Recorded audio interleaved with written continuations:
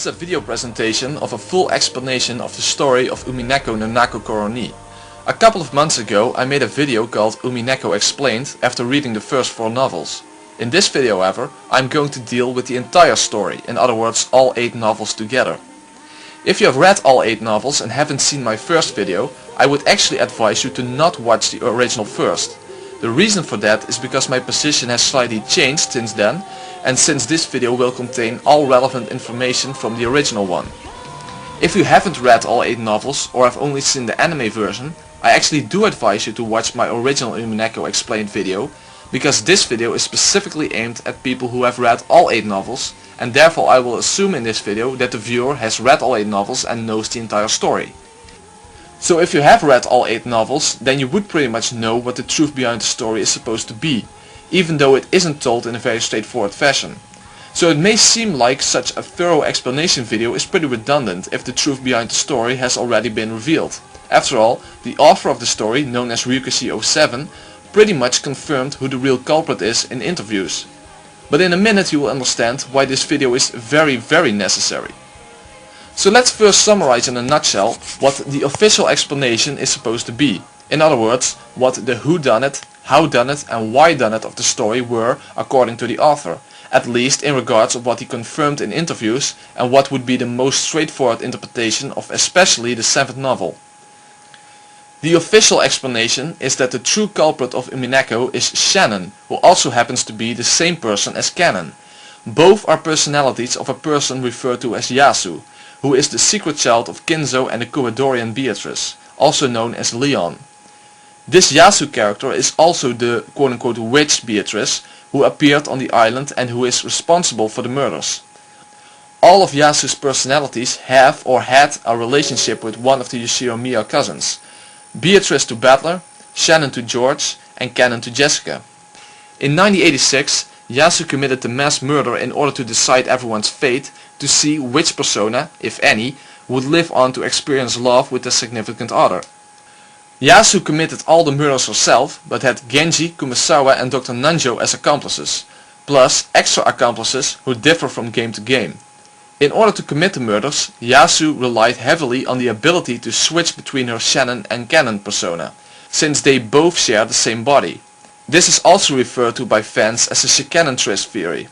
If you have also read some interviews with the author Ryukishi, you would know that he basically confirms this, so we can basically refer to this explanation as the quote-unquote official explanation.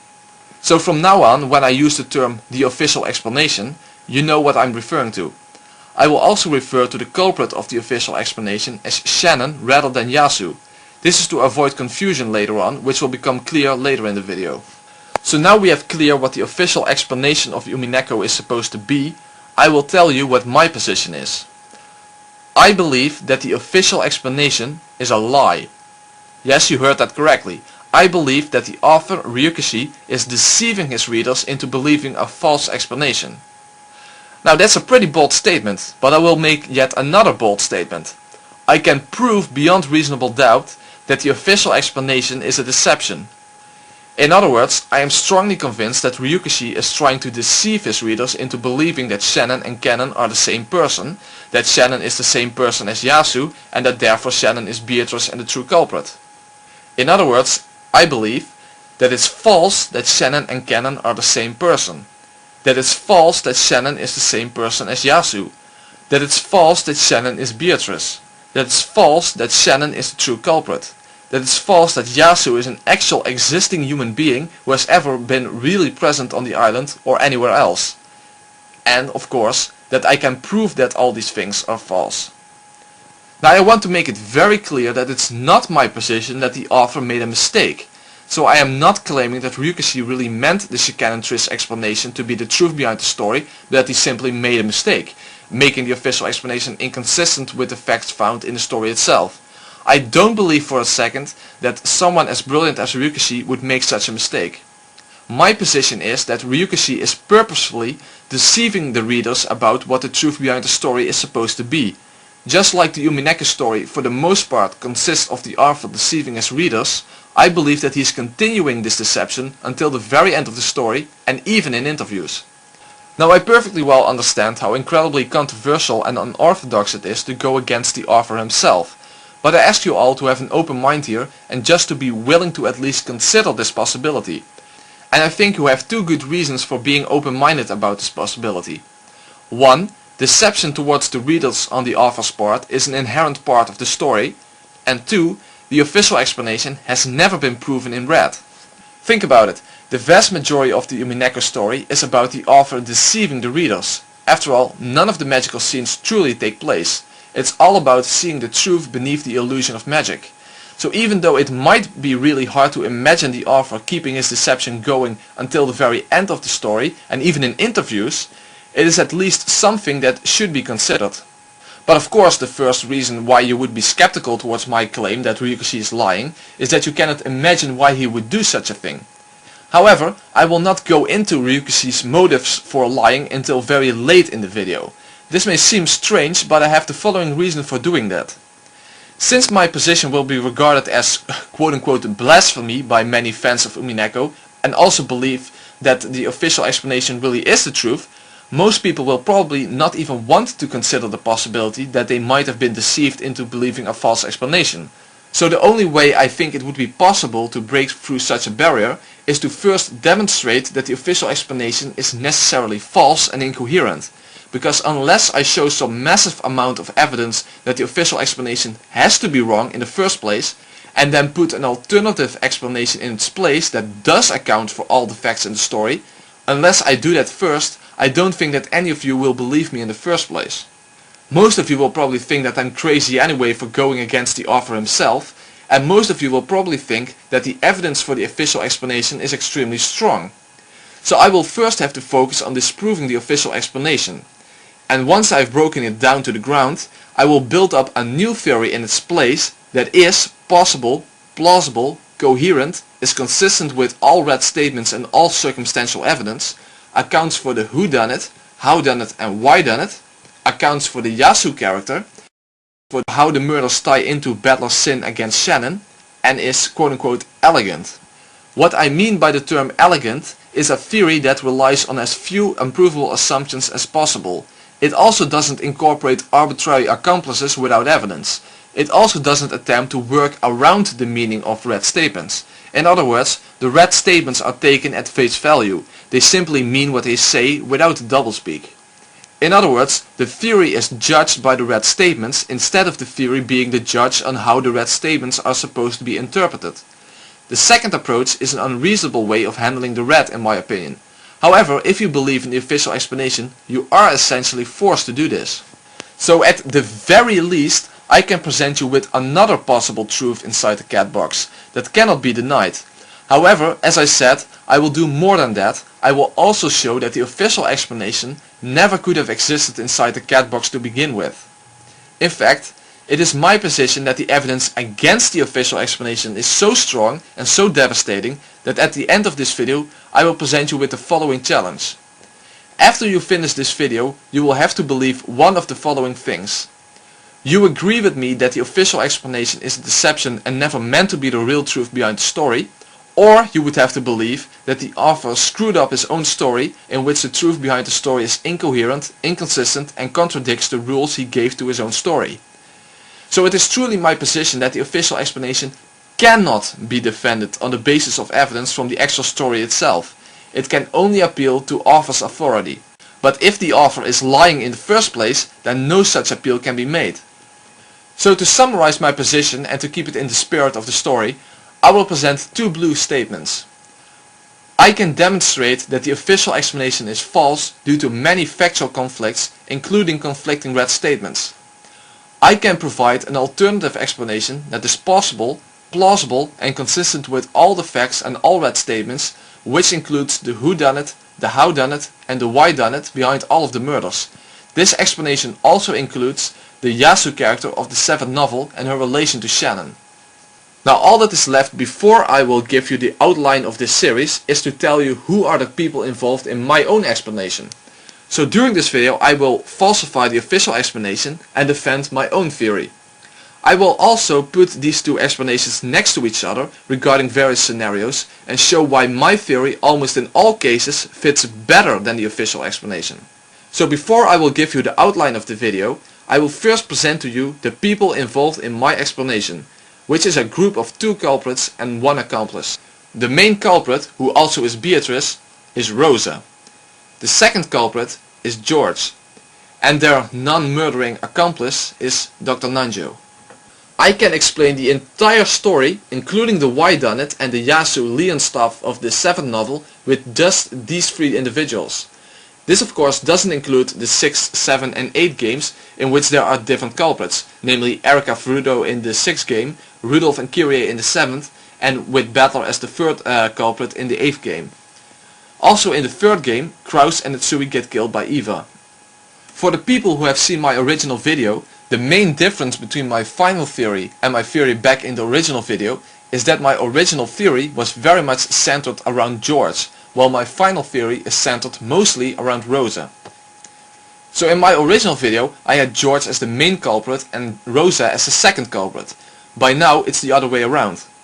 So now I will give you the outline of this video, which will consist of 12 chapters. In the first chapter I will disprove all of the supposed evidence in favor of Shannon and Cannon being the same person, and will present evidence against Shannon and Cannon being the same person, which includes red statements that demonstrate that they are separate individual human beings. In chapter 2 I present what I call my fictional Yasu theory. Here I demonstrate that Yasu and Leon cannot be the same individual and that neither of them are real living human beings in the first place.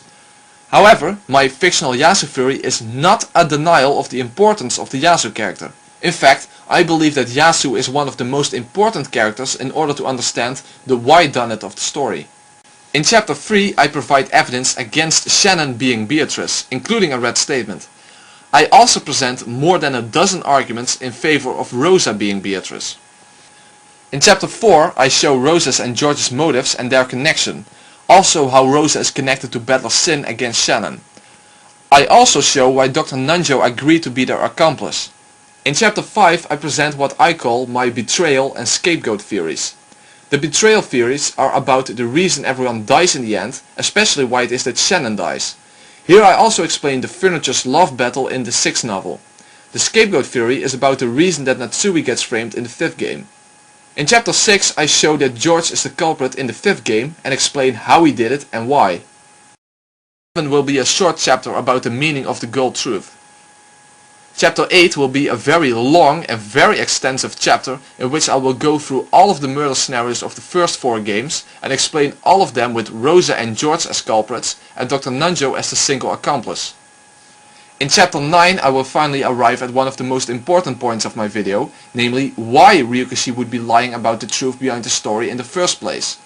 I will also show that there were several hints within the story that suggested this, as well as in interviews, and even what are probably on purpose discrepancies between the novel version and the anime version. In chapter 10 I will deal with the little booklet called Umineko Our Confession and what the purpose of this edition is. In chapter 11 I will discuss the nature of Enji's future perspective and my theory that it's a counterfactual future timeline from a largely fictional perspective. And in the final chapter I will explain the nature of the meta world and the nature of quote-unquote magic. So that's the outline of my video. So now let's move on to the first chapter in which I will disprove the Shikanon deception. After all, this is almost the jugular vein of the official explanation. If I can demonstrate that Shannon and Cannon are separate individual human beings and not mere personalities of a single human being, then the official explanation will quickly start to crumble.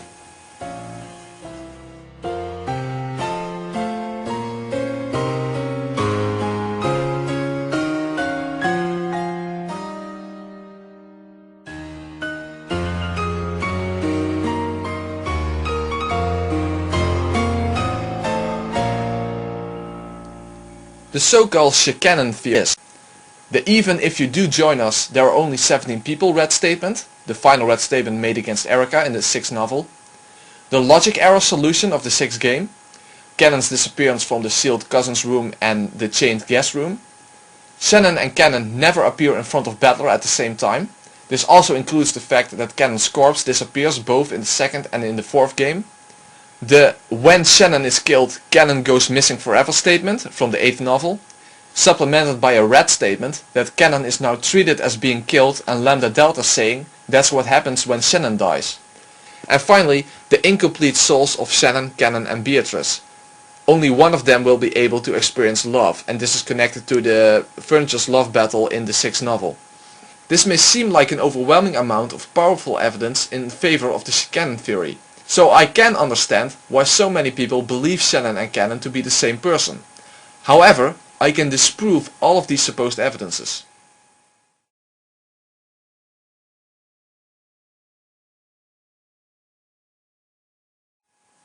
So let's start with the first piece of supposed evidence, namely the final red statement of the 6th game, when Beatrice defeated Erica by solving Battle's logic error. Erica had one final red statement before she was destroyed, which was the following. Hi, pleased to meet you. I am Frudo Erica, the detective. I may be an uninvited guest, but please welcome me. I am the visitor, the 18th human on Rokkinjima. To which Battle responds, sorry, but even if you do join us, there are 17 people.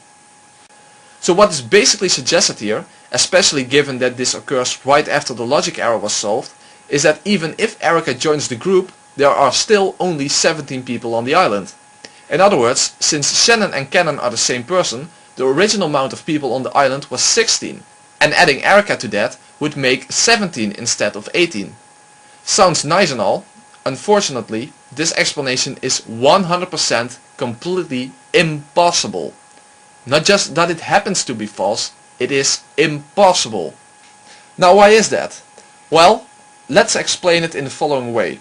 The Cannon theory is never proven in red, but let's imagine what a hypothetical red statement would look like that would show Shannon and Cannon to be the same person.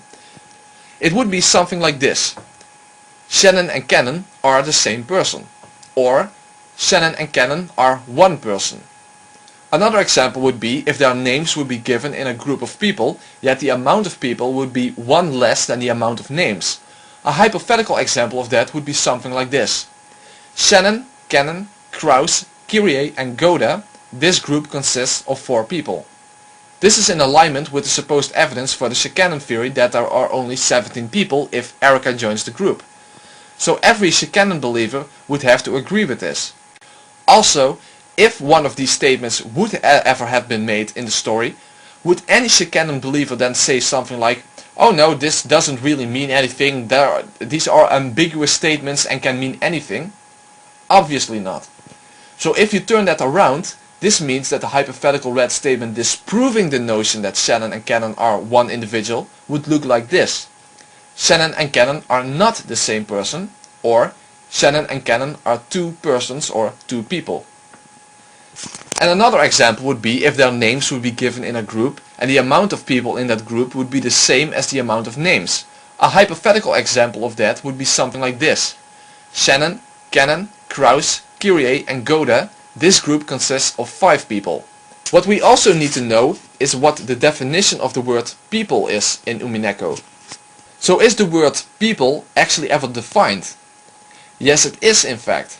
It gets defined just moments earlier in the same novel, namely the following. Quote, confirming definition. Can I accept 3 people to refer to the numbers of bodies? You're saying that 3 bodies went in and out of the room, right? And then in red, of course, 3 people, in other words, 3 bodies went in or out. Only you and Cannon entered and only Battle left. It has already been said in red that all people can only use their own names. Therefore the names Erica, Battler and Cannon can only be used by those people. So here we see that the word people is equivalent to living human bodies. And so far no believer in the Cannon theory would have any objections, because that is again exactly what the even if you do join us there are 17 people statement seems to suggest. There were originally 16 human bodies on the island, since Shannon and Cannon share the same body, and Erica then becomes the 17th body on the island, or in other words the 17th person. In other words, the word people is not equivalent to personality. Even if someone had multiple personalities, they would not be considered to be multiple people, since people refers to their bodies, not the amount of personalities. So that means that if the Cannon theory is true, And if the "there are 17 people" statement really is a statement proving this, then Kennen and Shannon could never be defined as two people, since they share the same body. If it is indeed Yasu wearing two different disguises, then Shannon and Kennen are only one among the people on the island, meaning one body. In other words, if Shannon and Kennen are ever identified in red as two people, or if their names increase the list of people by 2 instead of 1, then the Shikanon theory is impossible. So I'm going straight for the jugular vein here. All I need to do is show a red statement in which Shannon and Kennen are identified as two people, and the Shikanon theory is necessarily false given the rules of the story. Let's also include the word person to make sure. And I can in fact show 4 red statements that meet these conditions. The first one is a red statement concerning the 6-linked closed room chain from the third game. Quote, 6 people, Kinzo, Genji, Shannon, Kennen, Goda and Kumasawa are dead. So here we got 6 names identified as 6 people, and Shannon and Kennen are among them. In other words, Shannon and Kennen are 2 people, and this is reaffirmed by Eva Beatrice when she makes her list of 15 dead people. She says the following: Kinzo is dead, Kraus is dead, Natsui is dead, Hideyoshi is dead, George is dead, Rudolph is dead, Kiria is dead, Rosa is dead, Maria is dead, Genji is dead, Shannon is dead, Kennen is dead, Goda is dead, Kumasawa is dead, Nanjo is dead. The 15 people mentioned are dead. And as you can see, there are 15 names in this list. And there's yet another red statement concerning Kennen from the 4th game. Among the 5 people in Kiria's group, he, which is referring to Kennen, was the first to die. The group that this statement refers to consists of Kennen, Shannon, Dr. Nanjo, Kraus and Kirie. Shannon and Kennen are also implicitly defined as separate persons, namely in the 2nd game when Beatrice made a red statement regarding the master keys. The only master keys are the ones that each servant holds, 1 per person. So what we see here is that there is 1 master key per person who is a servant, and this is again confirmed in the 3rd game when Battler asks how many master keys there are, to which Beatrice responds, there are 5, 1 for each servant. There are only 5 master keys. So this means that there are 5 servants and each of them is carrying one of the 5 master keys. The 5 servants are also defined as 5 persons. Shannon and Kennen both are servants who carry master keys. Therefore, Shannon and Kennen are 2 persons. If the Shikanon theory was true, Yasu would be carrying 2 master keys, but the first red statement denies that possibility. You also can't claim that there are only 4 master keys, since it's both confirmed in red that there are 5. And we also see all 5 of them together from the objective perspective in the servants' room scenario in the 2nd game. So by this we can demonstrate 2 things. 1. Shannon and Kennen are 2 people. 2. The final red statement of the 6th game cannot refer to there originally having been 16 people, which with the addition of Erika would come to 17 people, because Shannon and Kennen already are 2 people on the island, not 1. So in conclusion, because of these red statements, it is established that Shannon and Kennen are both 2 people and 2 persons, for which the same kanji is used in Japanese, by the way, which means that they have separate bodies. In other words, Shannon and Kennen are 2 separate individual human beings. Of course, some people will still try to wiggle their way out of this, but even if people could refer to personalities, that would still falsify the Shikanon theory. First of all, it goes against the definition of people given in the 6th novel. In other words, saying that people can refer to personalities is nothing more than your own arbitrary opinion. There is no evidence for such an interpretation, and there is evidence against it. After all, if Shannon and Kennen are both personalities of Yasu, then we are not dealing with merely 2 personalities to begin with, but at least 3. Namely, you have Yasu herself, her Shannon personality, and her Kennen personality, and one could even argue that you would have to include her Beatrice personality as well, so that would make 3 if not 4 personalities, rather than 2. But even if there would be just 2 personalities to Yasu, then the "there are 17 people" statements actually disproves the Shikanon theory, because it shows that there are 17 personalities in the island, even when Erika is included. So it doesn't really matter whether the word people refers to either bodies, as in the red in the 6th game confirms, or to personalities, which the Shikanon believers simply made up. In either case there is a conflicting red statement. If people means bodies, then the Shikanon theory is wrong. If people means personalities, then the Shikanon theory is wrong. And this becomes even more apparent when you consider that most believers in the official explanation believe that Yasu can let her personalities die without her body dying. For example, in the second game, there is the red statement that Cannon was killed in Jessica's room. And in the third game, Shannon and Cannon are both confirmed dead in the first Twilight. So what many believers in the official explanation believe is that Yasu can kill her own personalities, meaning that Shannon and Cannon can die without Yasu dying. But if you take that to the logical conclusions, when you assume that the word people can actually refer to personalities, then the following would have to be true. Namely that Yasu herself doesn't fall in the category of people. In other words, let's say that everyone apart from Yasu dies, and Yasu then also kills her Shannon and Cannon personality. Then that would mean that even though Yasu still exists on the island, it could be stated in red that there are no people on the island. Now would that make any sense at all? It doesn't matter how you take it. People is defined as living human bodies, not personalities. So even if you want to claim that it refers to personalities, you are simply making that up without evidence. But even if you do that, then you still run into fatal problems, since Yasu would have more than 2 personalities and would still be a person even if she never made up her Shannon and Cannon personality. So at the very least she would have 3 personalities, and arguably 4. So the red causes an unsolvable dilemma for the Shikanon believers. No matter which definition you choose, it still disproves the Shikanon theory.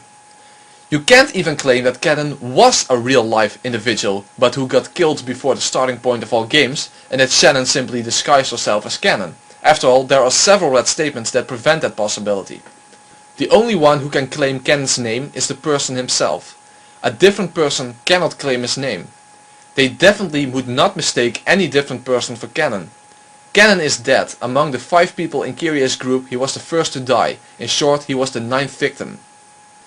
There simply is no way to get around it. Shannon and Cannon not only are not the same person, but they can't be the same person.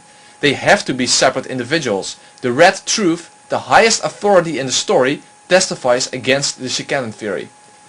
Now I want to emphasize again that I don't for a second believe that Ryukishi made a mistake here. It's not the case that it was meant to be the truth behind the story that Shannon and Cannon are the same person. But he does try to deceive the readers into believing that. And he definitely succeeded, since so many people have fallen for this deception. But even if you cannot yet believe that he would try to deceive his readers into believing a false explanation, and would appeal to author's authority, and use quotes from interviews in which Ryukishi seems to confirm the Shikanon theory, that still wouldn't do you any good. After all, even the designer of a game needs to play by his own rules. So the author can say what he wants, it doesn't change the fact that his own rules disprove the Shikanon theory. Therefore we are forced to conclude that he either screwed up his own story, or the Shikanon theory was a deception from the start. And I think that you can all agree with me that it is extremely unlikely that the author simply made a mistake. Now actually, this by itself would be enough to disprove the Shikanon theory, but I think there are even more reasons to reject it. Moreover, the Shikanon theory is not even necessary to explain all of the supposed pieces of evidence that supposedly speak in favor of it, in the first place. But if the Shikanon theory isn't true, then what is the "even if you do join us, there are 17 people" line about? If Shannon and Cannon are separate individuals, then why are there only 17 people even if Erica joins them? But before I explain that, I will first move on to the solution of the logic error, because this is basically seen as the main piece of evidence for the Shikanon theory. I have seen people write that the Shikanon theory shouldn't even be up for discussion, since it's the only conceivable solution to the logic error of the 6th game. So is that true, or is there in fact an alternative solution to the logic error?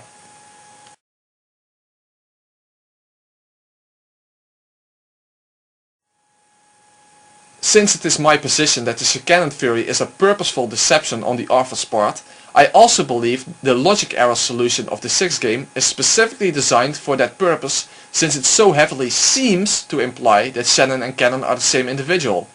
After all, Cannon disappears from a perfectly sealed room when the only room that potentially had its seals broken was the room where Shannon was in.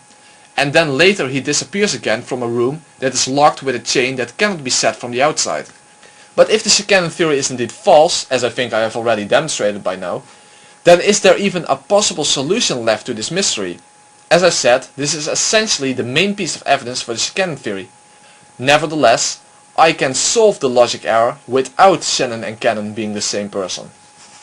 The reason Rikushi succeeded in fooling so many readers in believing the Shannon theory is basically because he showed the scene in which Erika seals the two rooms in a very specific way. If done in any other way, the deception would probably not have worked out and many people would have come to different conclusions. Let's watch the scene in which the two rooms get sealed, and let's see if you can figure out the real solution if I tell you to pay attention to three things. When watching this scene, I want you to answer these three questions. 1. What is Erika's location during this scene? 2. Who seals the rooms and by what method? And I'm talking here about the perspective of the viewer. And 3. What is the order of events?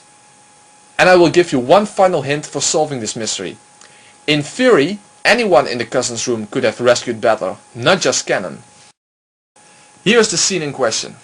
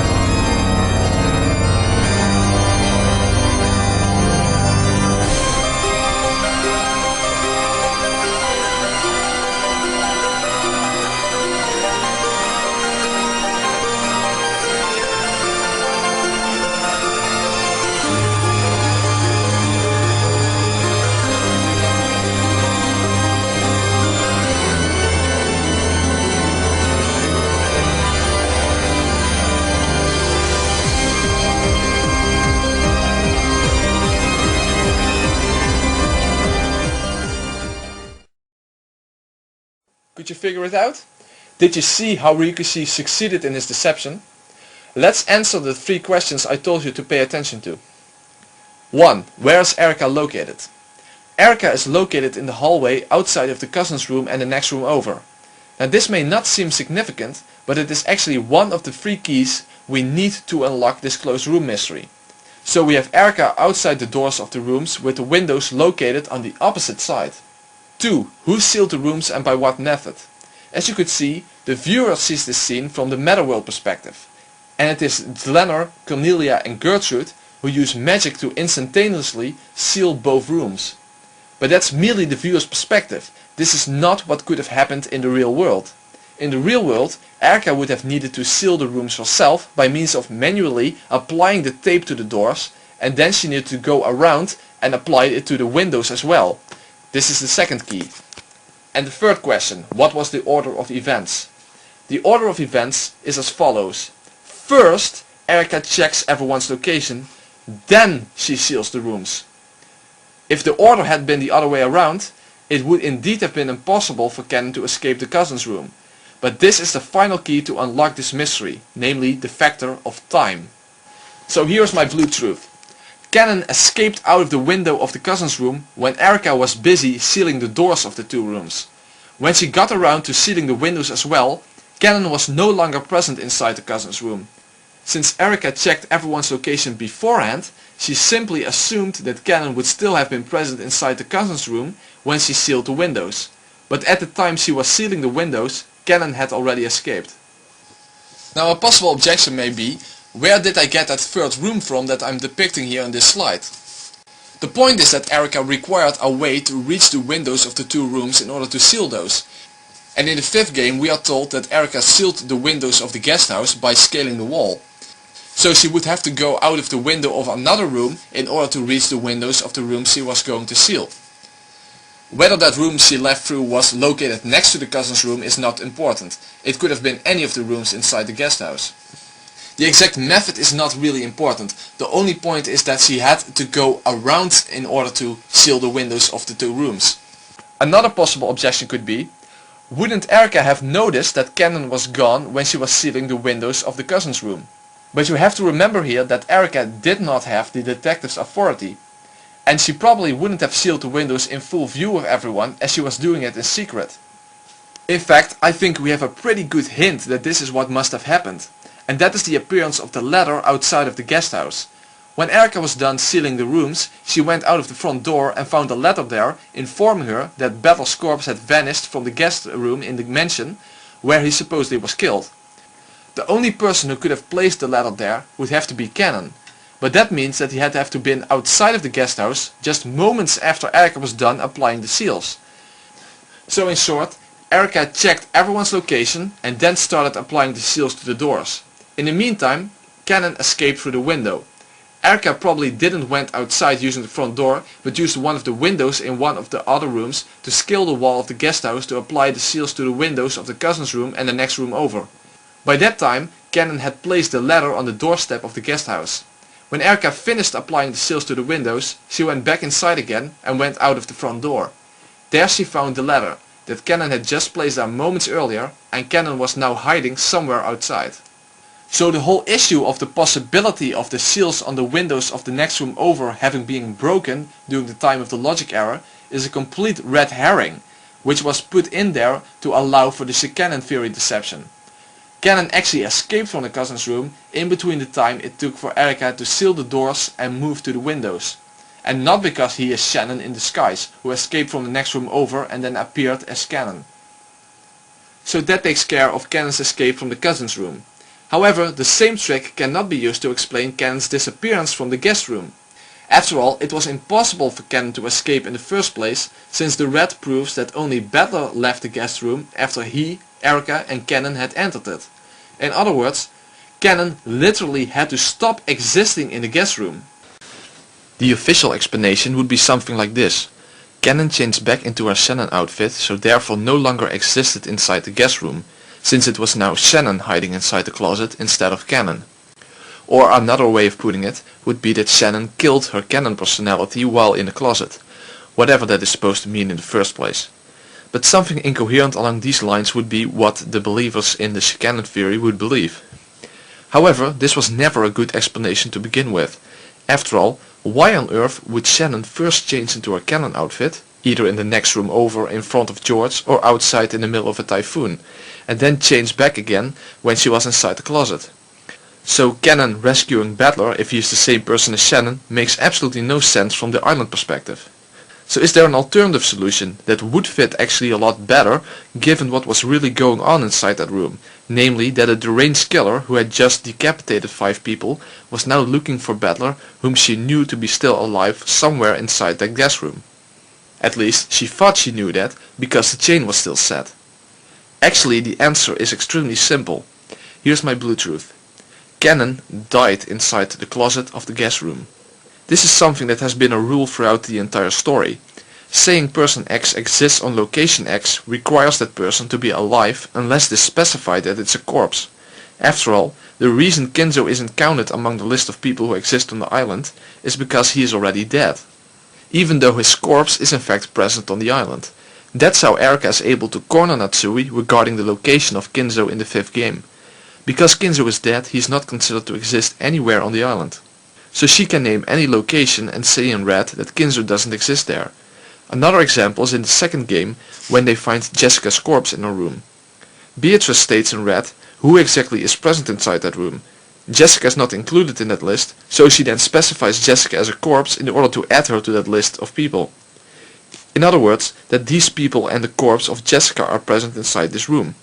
And when Erika asked for the locations of everyone before she sealed the 2 rooms, she specified that it was regarding the locations of everyone's body so that the victims of the first Twilight could also be included. This means that if Canon was killed inside the guest room, then he would no longer be considered present inside the guest room, and therefore Beatrice could say in red, Canon does not exist in the guest room. Of course, this includes all parts of the closet, the bedroom and the bathroom. But how did Canon actually die inside the closet? That seems kind of random. But the answer is extremely simple. In the meta world, the fight with the red and blue statements is represented with guns which use either blue or red bullets. When Erika states in blue that Canon is hiding inside the closet, she shoots through the door of the closet and then we see Canon disappear. But when we think about what was happening on the island, the gun easily becomes a real gun. After all, Erika had just killed 5 people and decapitated them afterwards, so she probably had got her hands on one of the guns. Island Erika was actually planning on killing Battler, so she was looking for him in the guest room.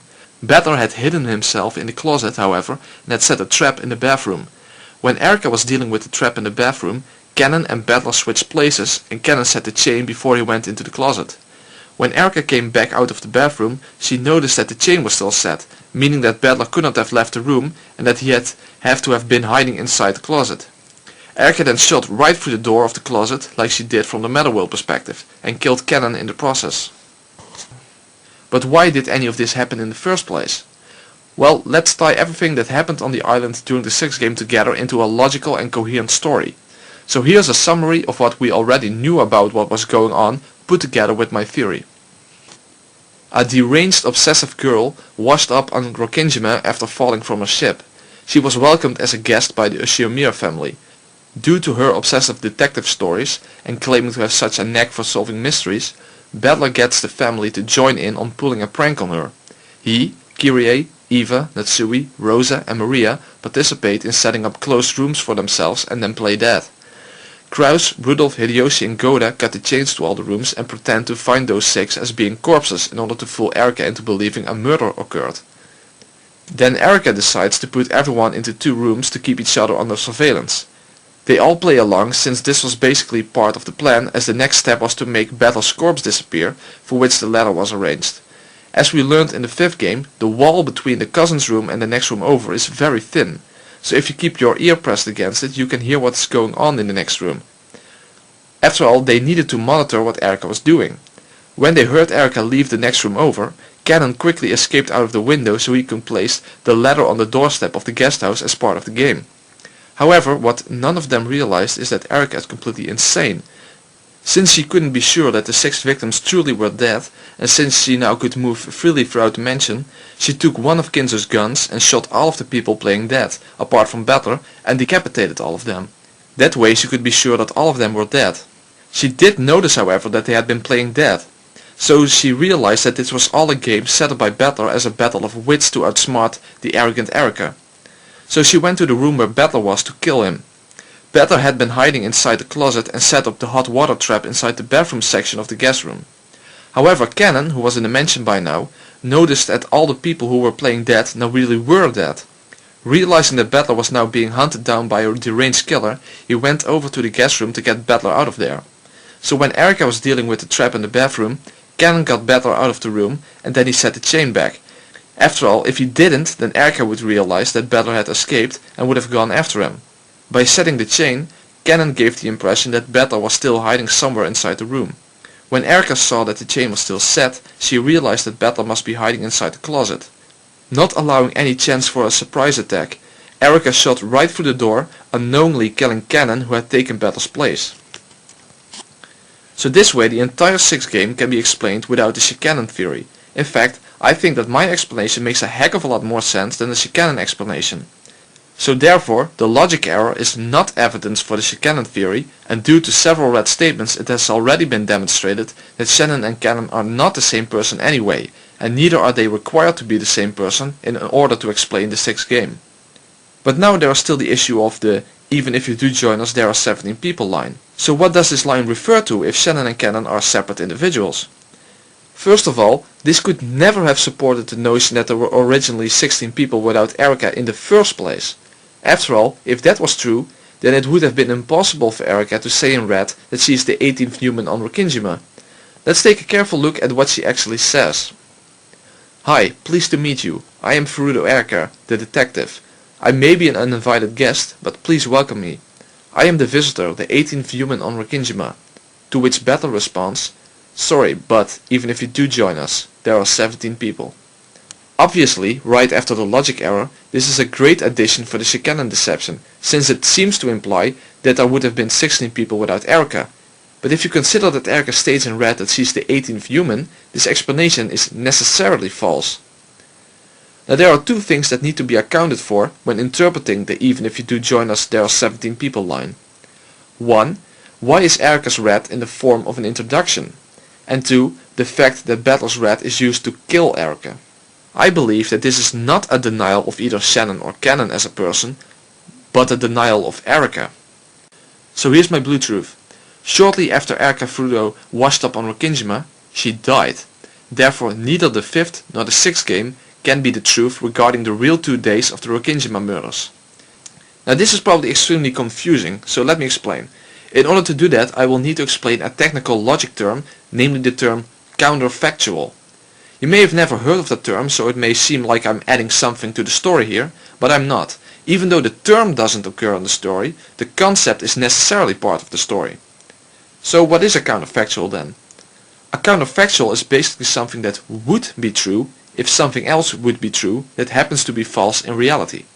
In other words, you could phrase it like this. 1. If A, then B. 2. Not A. 3. Therefore not B. B is the counterfactual here. It is something that would be factual if A also would have been factual. For example, 1. If I eat, I am full. 2. I don't eat. 3. Therefore I am not full. Let's see this in terms of 2 possible timelines. One in which I eat and one in which I don't eat. So in the timeline in which I eat, I am full. But in the timeline in which I don't eat, I am not full. In other words, truth number 1 is conditional on timeline A being the true timeline. If timeline B is the true timeline, however, then truth number 1 is not applicable to actual reality. Number 1 would be true if timeline A was the real timeline. But if it can be denied that timeline A is what really happened, then number 1 is no longer applicable. So let's translate this to the Umineko story and use Eva as an example in the 2nd and 3rd game.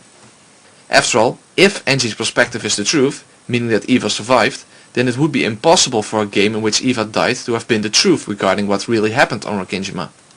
Basically, all games in Umineko are possible timelines, but only one of them could be the truth. If you believe that Angie's perspective is reality, then all games in which Eva died are counterfactuals. So let's say that the 3rd game was the truth. Then game 2 is merely a counterfactual. It would have been true if the culprit decided to act out the murders the way we read in the second novel, meaning that Eva would have been killed in the chapel. But let's say that it would have been stated in red that Eva survived. If that would have happened, then that red statement would have falsified all games in which Eva died. And I believe that this is exactly what the "even if you do join us, there are 17 people" statement is about.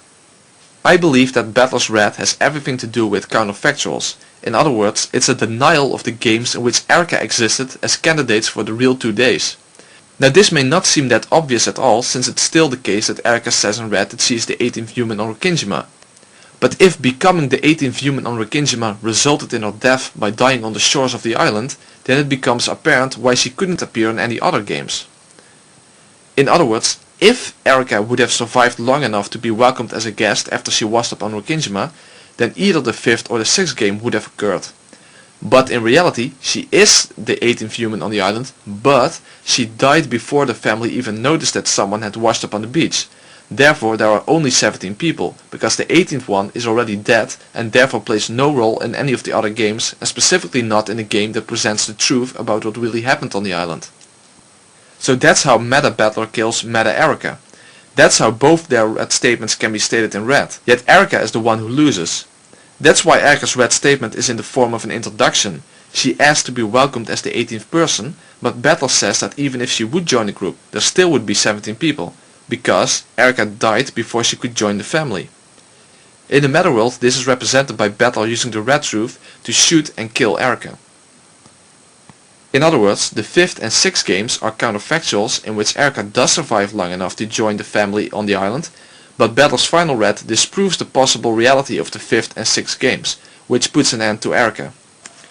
After all, why would Erica use a welcoming statement as her final defense? This would make sense given this explanation. So the final red is about Erica, not about Shannon and Cannon. So that takes care of the logic error and Battler's final red statement. I will now address the other pieces of supposed evidence for the Shannon theory.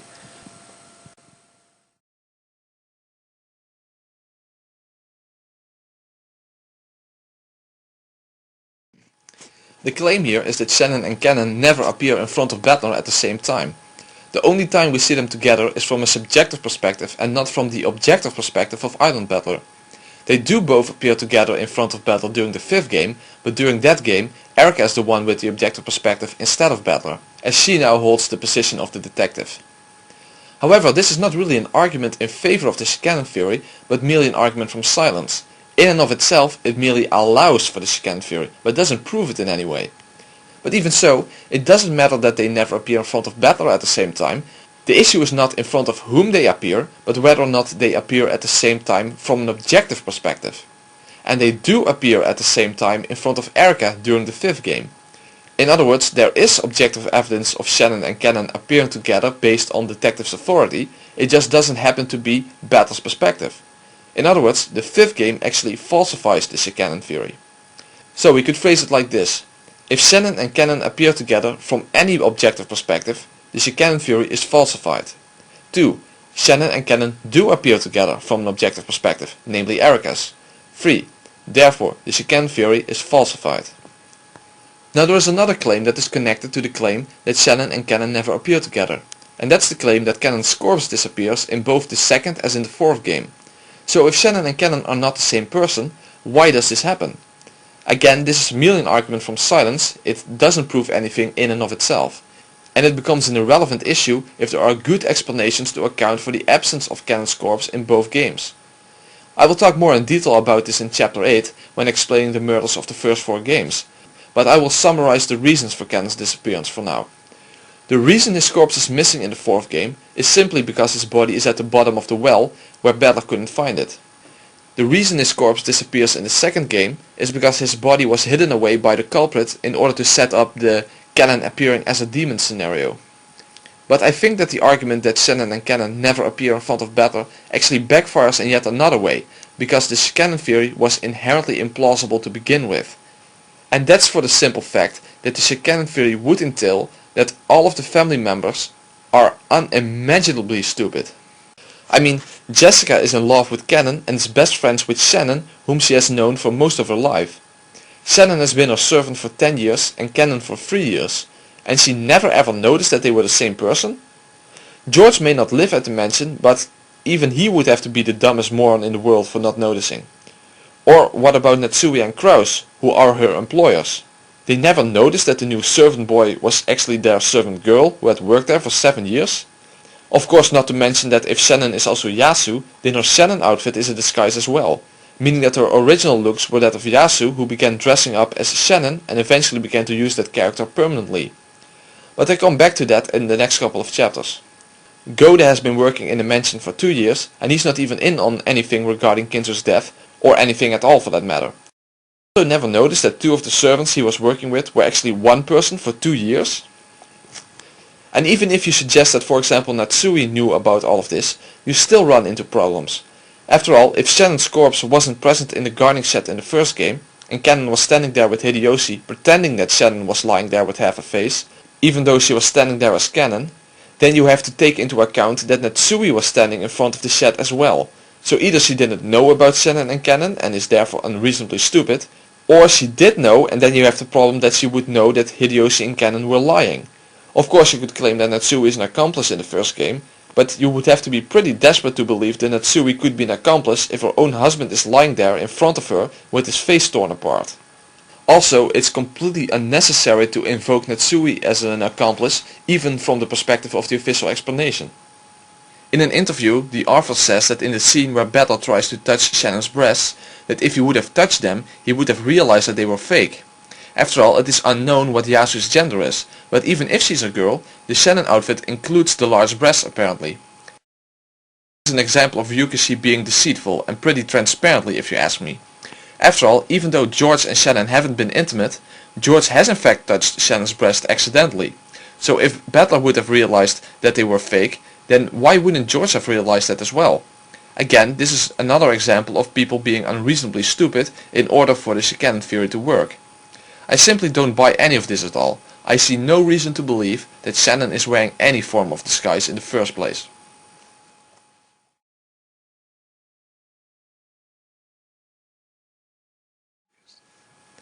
I can basically be short about this statement because it is irrelevant.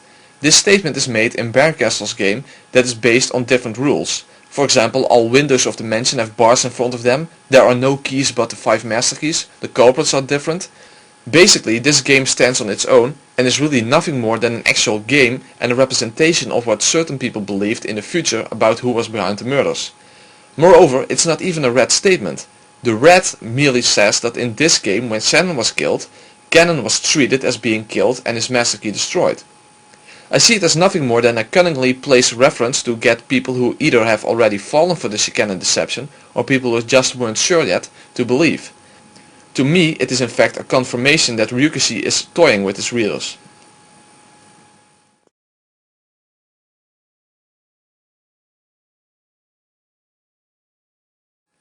In the 6th novel there is the whole issue of the incompleteness of souls and the fact that only one of the couples can experience love. I'm talking here about Shannon and George, Cannon and Jessica, and Beatrice and Battler. According to the official explanation, Beatrice, Shannon and Cannon are all the same person, so it's obvious why eventually only one of them can be with their significant other. But if at the very least Shannon and Cannon are separate people, then what is this whole furniture love battle really about? However, I will not yet explain this at this point in the video, because I first need to get the nature of Yasu and Beatrice clear. So I will come back to this issue in a later chapter. Also, for the moment it is not relevant anyway, since it cannot save the Shikanon theory. Given all the evidence against the Shikanon theory, a different interpretation of the furniture's love battle is already necessitated. But for now I will give you a little hint. If my explanation of the logic error is correct, then Cannon is dead, so he cannot be with Jessica. Shannon won, because she and George are still alive. So since Beatrice also lost, and moreover lost before Cannon, then what is a reasonable conclusion about the person who Beatrice represents? I'll let you think about that for the next couple of chapters. Okay, so now apart from the furniture's love battle, I have accounted for all the supposed evidence in favor of the Shikanon theory without it, and have presented, in my opinion, lethal evidence against the Shikanon theory. So not only is the Shikanon theory essentially impossible, but it's not even required for Shannon and Cannon to be the same person in order to explain, well, basically anything in the story.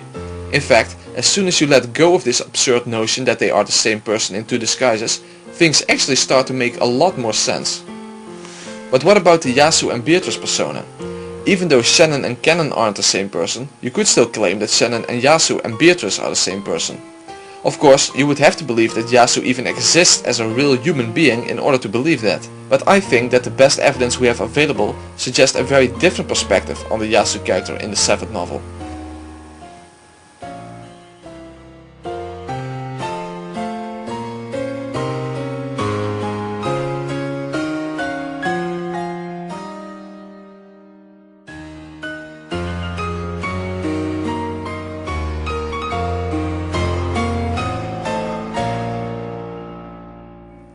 The following 3 chapters will for the most part deal with the 7th novel, and this chapter with the Yasu character specifically. When it comes to believers in the official explanation, the 7th novel is basically taken in a very straightforward way, pretty much as a confession by the culprit in which the only possible explanation seems to be that Shannon is the true culprit of the story. However, what believers in the official explanation do not seem to appreciate is that the 7th novel demonstrably cannot be taken in a straightforward way, where the meaning is found on the surface of the story. In fact, the 7th novel is the most difficult novel of all and is a puzzle that needs to be pieced together, especially using knowledge we have gained from the previous 6 novels. Now why am I saying that? Well, basically because we are literally told that this is the case. Here are some things that you need to take into account when interpreting the 7th novel. The 7th novel was written in such a way that its meaning would be obscured. We are literally told by Bernkastel that this is the case in the 8th novel, as you can see in this screenshot. Now I want you to think very carefully about this. Would anyone reading the 7th novel not come to the conclusion that Shannon is supposed to be Yasu and Beatrice and therefore the culprit? Whether they would believe it or not is besides the point. I mean that they would at least get that implication. I think that even someone who hasn't read any of the novels and then would be presented with the 7th novel would understand what was implied by the 7th novel as long as they understood that it would be impossible for an extra added person to be the culprit. As long as that possibility is out of the question, the implication that Yasu and Shannon are the same person would be overly clear. So if it indeed is something that is so clearly on the surface of the 7th novel storyline, then why all the obscurity and even the specific mentioning that people who didn't already understand would not find the correct answers? After all, we even have Claire who is used to obscure Beatrice's identity, so that is yet another way that the truth is obscured. And given our experiences with the previous novels, we should be on our guard when things seem very clear, but when the writer goes to great lengths to be as vague as possible. And probably the most important aspect of this is the fact that the entire 7th novel is seen from a magical and fictional perspective with a fictional main character, namely Willard H. Wright, someone who clearly doesn't exist in reality. Later on, when Claire is introduced, Yasu's life story is depicted in a theater setting with actors playing certain roles. Another thing is that Yasu herself is never depicted. Basically, we see the beginning of Claire's story through Yasu's eyes in a first-person perspective, so we never even see what Yasu is supposed to look like. We should also take into account that it's a running theme that you are supposed to be able to figure out the motive without a confession from the culprit. After all, Erica says that this is a sign of a weak mystery novel. Now when it comes to Shannon's supposed motive, I would say that actually very little hints could be found in earlier novels, and those that were there are contradictory since they depend on the canon theory. But probably the most important thing is that a straightforward interpretation leads to many contradictions and results in an implausible, if not impossible, conclusion. And that's what I will first focus on. But before I continue, I will first explain what my position is regarding Yasu. I will defend this view in this chapter and the following 2 chapters collectively. First, I will list some things that I am denying. I am denying that Yasu is the baby who survived after falling down a cliff. That Yasu is an actual human being. That Yasu worked as a servant for the Uchiha family. That Yasu and Shannon are the same person. And that Leon's world is an actual possible timeline. These are the things that I am denying, and these are the things that I think there is actually no evidence for, or the evidence in favor of these things is in fact contradictory. The last thing on the list is what I want to make clear first. I am not merely denying the reality of Yasu, but also the reality of Leon. In other words, I see Leon as a fictional character as well, and I will come back to this in a minute. First I want to make clear what I do affirm regarding Yasu. I affirm that understanding Yasu is critical for understanding the culprit's motives. That Yasu, quote-unquote, transformed into Beatrice. That there is an important connection between Yasu and Leon. and that there is an important connection between Yasu and Shannon. So I will now summarize my view on Yasu and then defend it in this chapter and the next two chapters. My view on Yasu is the following. Yasu is a fictional or imaginary character. Yasu doesn't exist outside of the culprit's mind. The Yasu character went completely out of existence when she turned into Beatrice. Yasu is not literally the same person as the baby who fell down the cliff. The person who quote-unquote created Yasu is not the same person as the baby who fell down the cliff either. The baby who fell down the cliff lives on symbolically through Yasu, not literally. The person who created Yasu is probably not the biological daughter of the Kubedorian Beatrice. The person who created Yasu solved the epitaph and became the new family head. The person who created Yasu used Shannon to connect Yasu to the real world, the principle of it takes two to create a universe. The trigger for the Rokkinjima murders was Battler's sin against Shannon. The person who created Yasu carries the burden of Shannon's love for Battler and helped Shannon find new love in George. However, this does not mean that the person who created Yasu is in love with Battler. Her love for Battler is not a romantic type of love. Moreover, the person who created Yasu doesn't in the end act for Shannon's sake and in fact violently betrays her, which I'll come back to in chapter 5. The person who created Yasu is Rosa Ushiramiya. Yasu is a personification of Rosa's guilt for quote-unquote killing the Kubedorian Beatrice. This personification later quote-unquote becomes the new Beatrice. Shannon knows nothing about either Yasu or Beatrice until she meets Beatrice in October 1984 for the first time, which we see in the second novel. The times when Beatrice talks to Shannon before that, it is mentioned that her memories are erased. This symbolizes Rosa actually talking to Shannon, and therefore Shannon knows nothing about Beatrice yet, as she doesn't recognize Rosa as Beatrice yet. Now those are the most critical points of my fictional Yasu theory, although I also went into the Beatrice character already. The only thing that is missing of course is Rosa's motives, but that will be explained in chapter 4. So I will start at the beginning and explain first why I regard both Yasu and Leon as fictional characters. The first thing we need to look at is a problem that even believers in the official explanation have, and that is the fact that the Leon character is supposedly the same person as Yasu, but in the timeline in which she didn't fall down a cliff as a baby.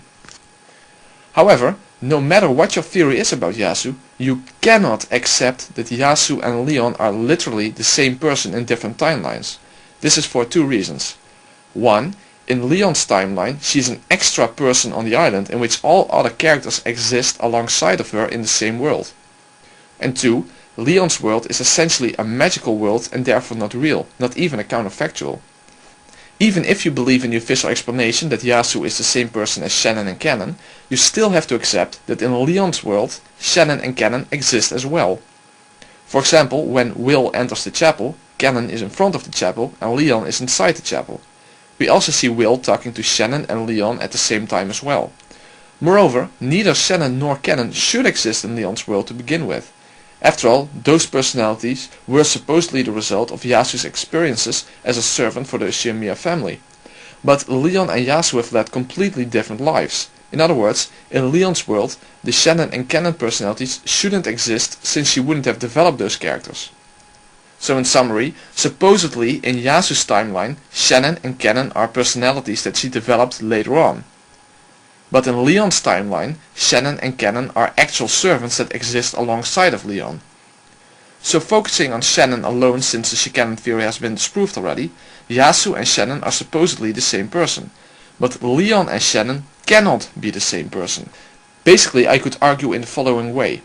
1. Yasu is Shannon, supposedly. 2. Leon is not Shannon. 3. Therefore, Yasu is not Leon. So even if you believe in the official explanation that Yasu is Shannon, then you cannot accept that Yasu is the same person as Leon. But not only is Leon not the same person as Yasu, her world is not even a real world to begin with. Which comes to the second point, Leon's world is essentially a magical world and therefore not real, not even a counterfactual. First of all, the whole notion of fragments is a magical explanation to begin with and should therefore be rejected. In Leon's world, the island is visited by a magical character, namely Willard H. Wright. Also, Kinzo is still alive, which shouldn't be the case either. Basically, Leon's world is nothing more than a storytelling device, regardless of whether you believe in the official explanation or not. It is not a representation of an actual possible timeline.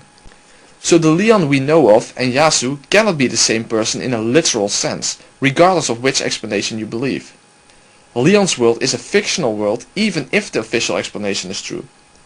So this by itself doesn't falsify the official explanation, of course, but it does show that neither the Leon character nor the Yasu character can be taken at face value. It means that both Leon and Yasu are open to interpretation, so it cannot be taken at face value that if the baby did not fall down the cliff, that she would turn out as the Leon we know of. By which I mean that if the baby would not have fallen down the cliff, that the exact timeline of Leon's world would be the result. After all, accepting that would falsify the official explanation, since you then also need to accept that this baby is an extra added character and not one of the other characters. In other words, when taken literally, the baby who Natsui rejected could possibly be either some version of Leon or Yasu, but not both. Now believers in the official explanation would probably say that the magical depiction of Leon indeed isn't literally true, but that this is merely a magical perspective representation of a timeline in which the baby was accepted by Natsui. However, they would actually be missing the bigger issue here, because I have no problem accepting the notion that Leon's world is a magical perspective representation of an alternate timeline. In fact, that is exactly what I believe, since it aligns with my theory. After all, I do believe that Leon, or in other words the baby, is an extra added character. The point is that it by no means is a red truth that Yasu and Leon are the same person. That is still an interpretation instead of an established fact. And since both believers in the official explanation and believers in an alternate explanation need to regard Leon's world in the context of a magical perspective, the connection between Leon and Yasu that is made within that world could also be seen as part of that magical perspective context. In other words, if Leon's world cannot be taken literally, it is possible to regard the connection between Leon and Yasu as non-literal as well. And that's the way I see Leon and Yasu. In my theory, these two are not literally the same person. But as I will explain later on, Yasu is how Leon symbolically lived on after she died by falling down a cliff. Well, it seems that Kinzo did want to call his child Leon, and Natsui did confirm that a baby was put into her care, who then fell down a cliff. So here's another blue truth. The baby who fell down the cliff was really the child of Kinzo and the Corridorian Beatrice. If the baby would have survived, he or she would have been called Leon and would have been an extra member of the family. This is no problem for my theory, since I do believe that the baby who fell down the cliff is an extra added person and not one of the other characters. And we also know that the culprit cannot be someone other than the 18 characters that we knew of since the beginning. And we already established that Leon and Yasu are not the same person in a literal sense. So that means that I believe Leon, the baby who fell down the cliff, died. This way everything adds up apart from the issue of Genji and Nanju supposedly having saved the baby after it survived the fall. If we take that away for a second, Leon's world makes sense as a magical depiction of a timeline that would have occurred if the baby had not fallen down the cliff. Because Leon truly is an extra character and not one of the other characters, especially not Shannon or Canon. So what I'm trying to say is that if the baby had not fallen down the cliff, then the result would be a world in which there would be an extra added family member, namely Leon. And that's what the world in which Willard H. Wright appears represents. However, this is seen from a magical perspective, so it has all kind of fictional elements to it, like Kinzo being alive and Willard appearing in the first place, since he's a magical character as well. Of course, as I mentioned, the immediate objection to this would be that Genji and Nanjo are said to have saved the baby after it fell down, but survived. But I'll come back to this in a minute. First I want to present some more arguments to demonstrate why Yasu pretty much has to be a fictional character. The first argument is actually the same as I made against his canon theory, namely that the family, especially Natsui, Kraus and Jessica, would have to be unimaginably stupid for not noticing that Yasu began dressing up as Shannon. You could of course claim that the name provided for Yasu was Shannon to begin with, but that doesn't account for the change in appearance. If Yasu is Shannon, she is wearing some form of disguise and later on even fake breasts, if we trust what the author said in the interview I quoted in the previous chapter. The second argument is that Yasu is never ever acknowledged to ever have existed by anyone at any moment outside of the 7th novel. Yasu is only present at the parts before she turns into Beatrice and absolutely nowhere else. Which goes into the third point. Yasu went completely out of existence and is never heard from again from the moment she turns into Beatrice. So I actually want to turn things around. Rather than me arguing against Yasu being real, I want to ask you the following question. Are there in fact any good reasons to believe that Yasu is real in the first place? After all, why should I shoulder all the burden of proof? We all have to acknowledge that there is at least evidence against Yasu being a real person. Now you could of course do all kinds of intellectual tap dancing to try to reconcile these discrepancies, but what reason is there to do such a thing in the absence of actual evidence in favor of Yasu being a real person? So I want to challenge believers in the official explanation and make them accountable for their own share in the burden of proof. Prove that Yasu is a real person. If you cannot show any actual evidence that suggests that Yasu has ever actually existed, then why would anyone even attempt to reconcile the evidence I showed against Yasu being real? Not that I think that you can actually reconcile these discrepancies without being extremely ad hoc. Basically, we only know that Natsui confirmed that the baby indeed was real, but I have already established a discrepancy between Yasu and the baby Leon being the same person, and I will present yet another argument in a minute. So all evidence for Yasu being real will have to come from the 7th novel itself. And it should already be clear that the 7th novel cannot be taken at face value to begin with. So again, what evidence is there that suggests that Yasu is a real person? Even if you do believe that Yasu is a real person, you would at least have to admit that she at least fits the profile of a fictional character. I don't think that that can be denied, regardless of what theory you believe in. And I highly doubt that any believer in the official explanation can show any actual evidence that suggests that Yasu ever existed. That the baby existed? Absolutely. But that Yasu existed? Absolutely not. There is no evidence in favor of that proposition, and there is evidence against it. So in the end, the only thing that really would suggest the reality of Yasu is Genji and Nanjo's confession that the baby survived, which then 9 years later was introduced as a servant. Which is a fictional setting in which neither Genji nor Nanjo are really truly present. You need to keep that in mind as well. But let's consider this issue of the baby surviving the fall for a moment. Is that really a plausible explanation of what happened? Nanjo said that even though the baby survived, it had terrible injuries. Which is no surprise of course. Just think about what the effects of such a fall would be on such a young child. Arms and legs broken, potential brain damage, massive blood loss. Basically, a child that would survive such a fall is to be suspected to be handicapped for life. Not to mention that the servant who was holding the baby died on impact. But somehow the baby did survive? Really? But is there any evidence that Shannon, who supposedly is Yasu, has any problems walking or any other long-lasting injuries or even scars for that matter? Or is even the Yasu character ever shown to have such injuries? The only type of long-lasting injuries are merely implied and in a very weak sense at best. Basically the only thing is this little scene. So here we see Yasu blaming Nanjo and Genji for saving her, which resulted in her having to live in a quote-unquote body incapable of love. Now let's consider how believers in the official explanation could interpret this scene. Obviously this cannot refer to some obvious handicap, since Shannon has been doing household work for almost her entire life, and has no problem using her arms or is shown to have any signs of brain damage or whatever. She might be a little clumsy and would be pretty much insane if the official explanation was true, but that is not direct evidence for brain damage or whatever kind of injury. So another approach could be to say that she has a lot of scars over her body. But then you have to claim that only her torso was damaged and that her legs and face and such are completely free of scars, which sounds a bit implausible to me. Yet another approach could be to say that Shannon is incapable of bearing children due to the fall. And it is essentially the official explanation that Yasu supposedly had problems on a sexual level, as Ryukishi explained in an interview, or as I believe lied about in an interview. Quote, Yasu said in episode 7 that she has a body that is unable to love. To which Ryukishi responds, if you take this expression as a basis, you can imagine her sad fate of having some kind of imperfection on a sexual level. I think it's possible to get to that point. At first I was thinking that it was maybe a terrible wound that chained Yasu to the bed, but that does not seem to be the case at all. It is a pretty adult topic, so I had to obscure its depiction. However, the official explanation itself gets kind of in the way here. After all, it's not even clear what Yasu and Leon's gender is to begin with, and coupled together with the Shikanon theory, Yasu is playing a male character as well. So if Yasu is actually a boy, then Shannon is not even a girl to start with. So bearing children would have been impossible to begin with.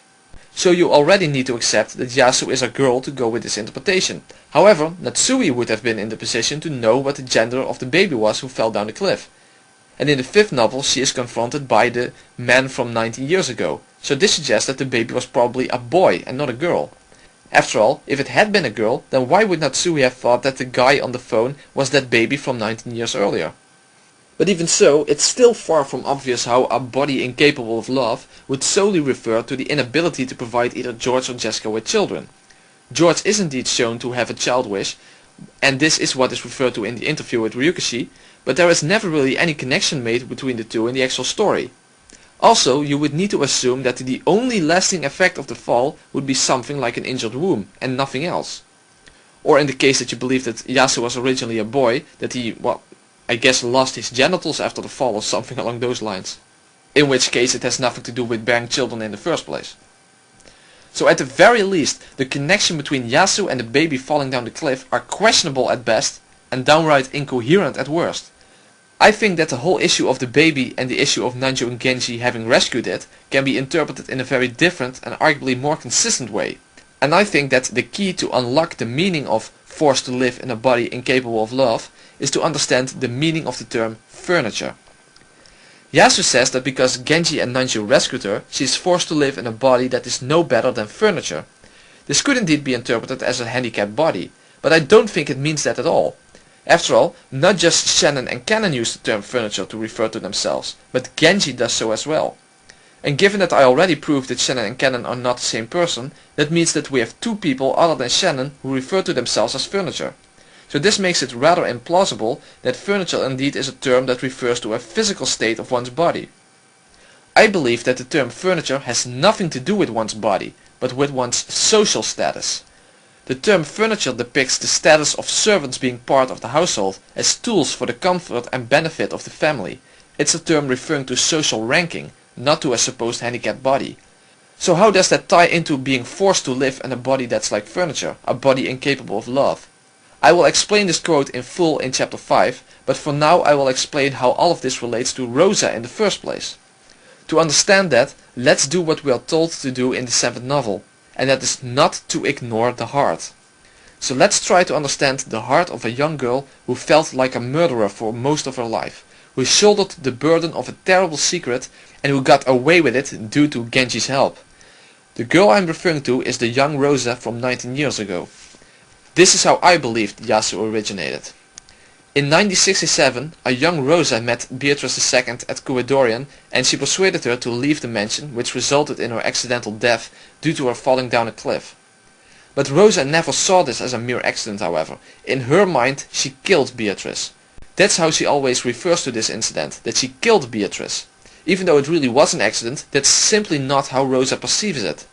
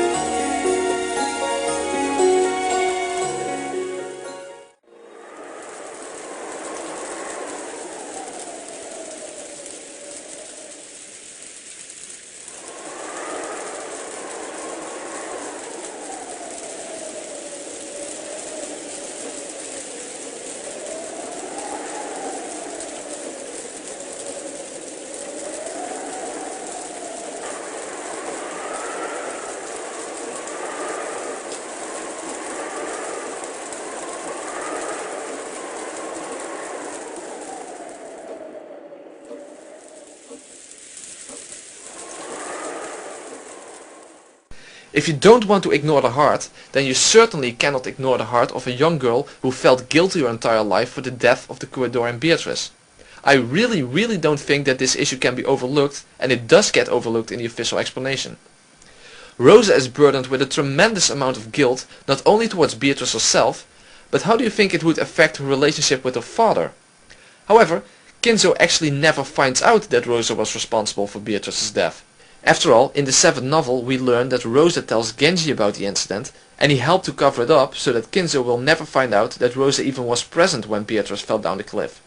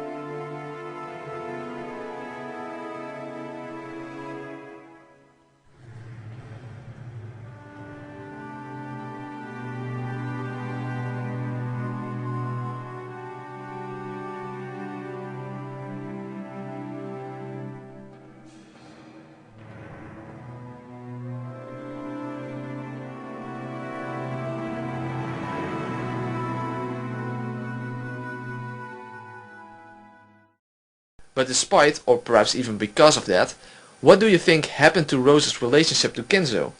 Remember that she sees herself as Beatrice's killer. Rosa had killed her father's one and only true love, yet her father didn't even know that she was involved. If she had been feeling so much guilt towards Beatrice herself, as she expressed clearly in both the 3rd novel and in the 7th novel, regarding a person who she doesn't even know, how much of a burden would her guilt towards her father have been? How could she ever make up for such a crime? And then, in a matter of months, a baby was put into Natsui's care. Leon, the child of Kinzo and the Kuwadorian Beatrice, who had given birth to it a short time before Rosa killed her. And as fate has it, this baby, Beatrice's child, also falls down a cliff and dies. Both mother and child have died because they fell down a cliff. Now I don't think this can be emphasized enough. Of all kinds of ways that people can die an accidental death, the baby dies by falling down a cliff. Just like Beatrice II did, which was witnessed and in her mind also caused by Rosa.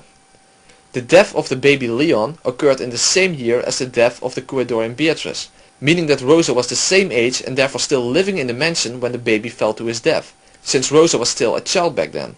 For killing her father's true love and getting away with it, she probably would have felt very distant from her father, and that she couldn't possibly deserve any fatherly love from Kinzo.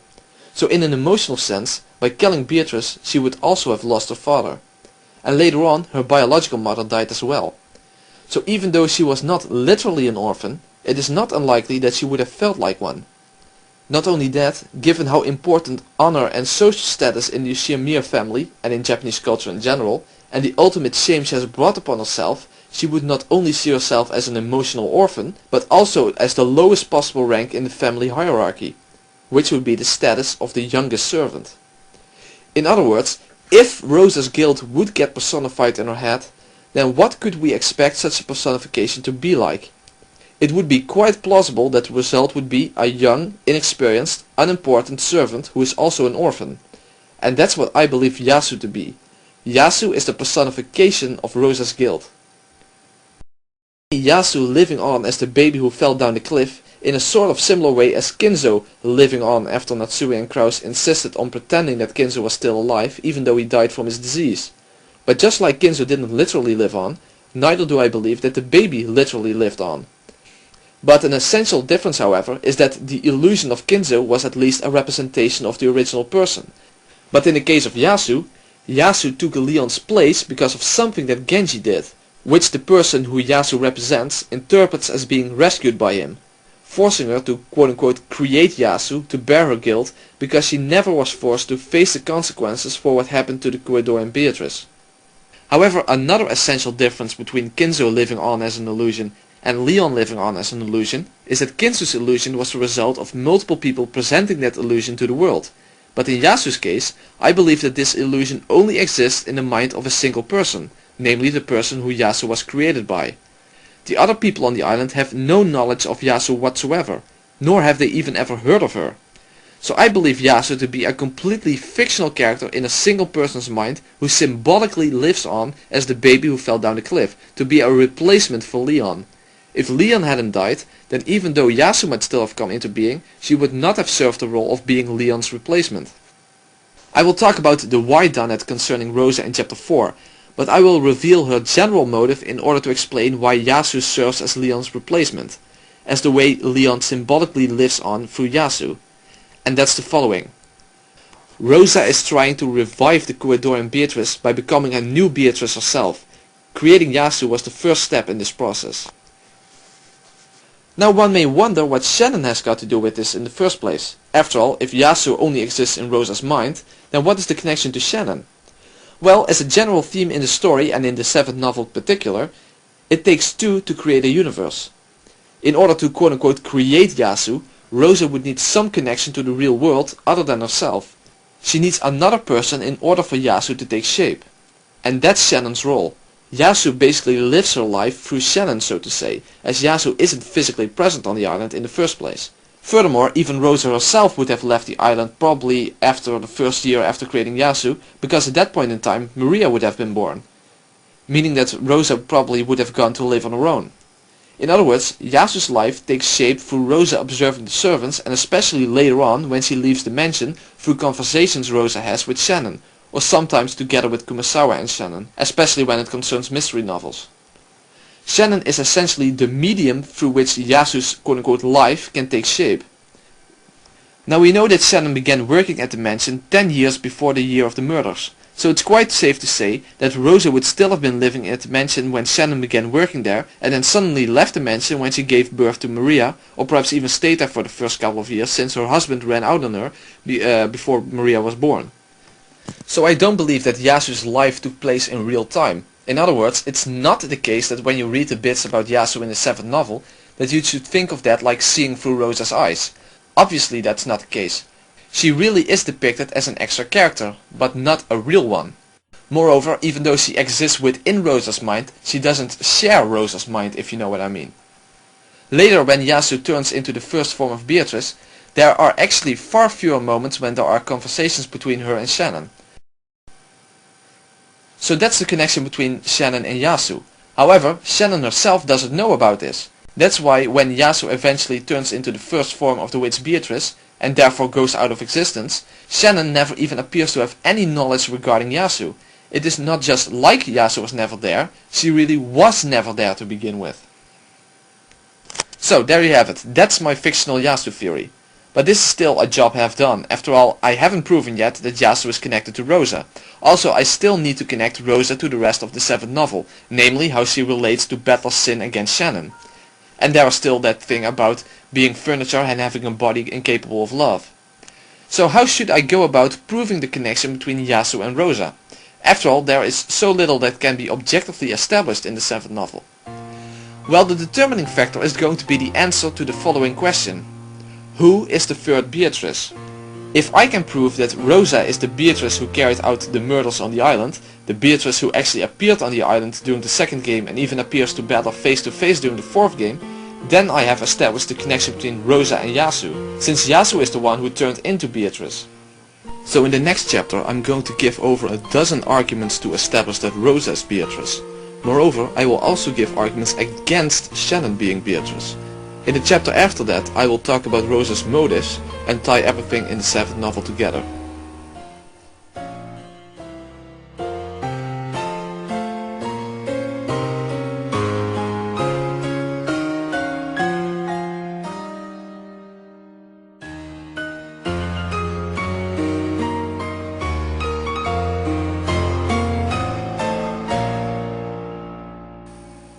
already made clear in my first Umineko Explained video that any theory needs to incorporate one of the people on the island as the island version of Beatrice who appeared in the second and fourth games. Especially the fourth, since that's the game in which this Beatrice appears in front of Battler and therefore is part of the objective perspective. So we have my theory that Rosa is Beatrice, and we have the official explanation that Shannon is Beatrice, and also Canon, Yasu and Leon. But which one is better supported by the actual evidence? I'm going to present a lot of argumentation in favor of Rosa being Beatrice, but let me first present arguments against Shannon being Beatrice. I have 4 general arguments against Shannon being Beatrice. 1. A conflicting red statement. Actually there are 2 conflicting red statements, but I'll leave the second one for the chapter on whistleblowing. 2. Maria's testimony, or what I would call the Gollum argument. 3. Shannon's tattoo. And 4. A general lack of evidence in favor of Shannon being Beatrice.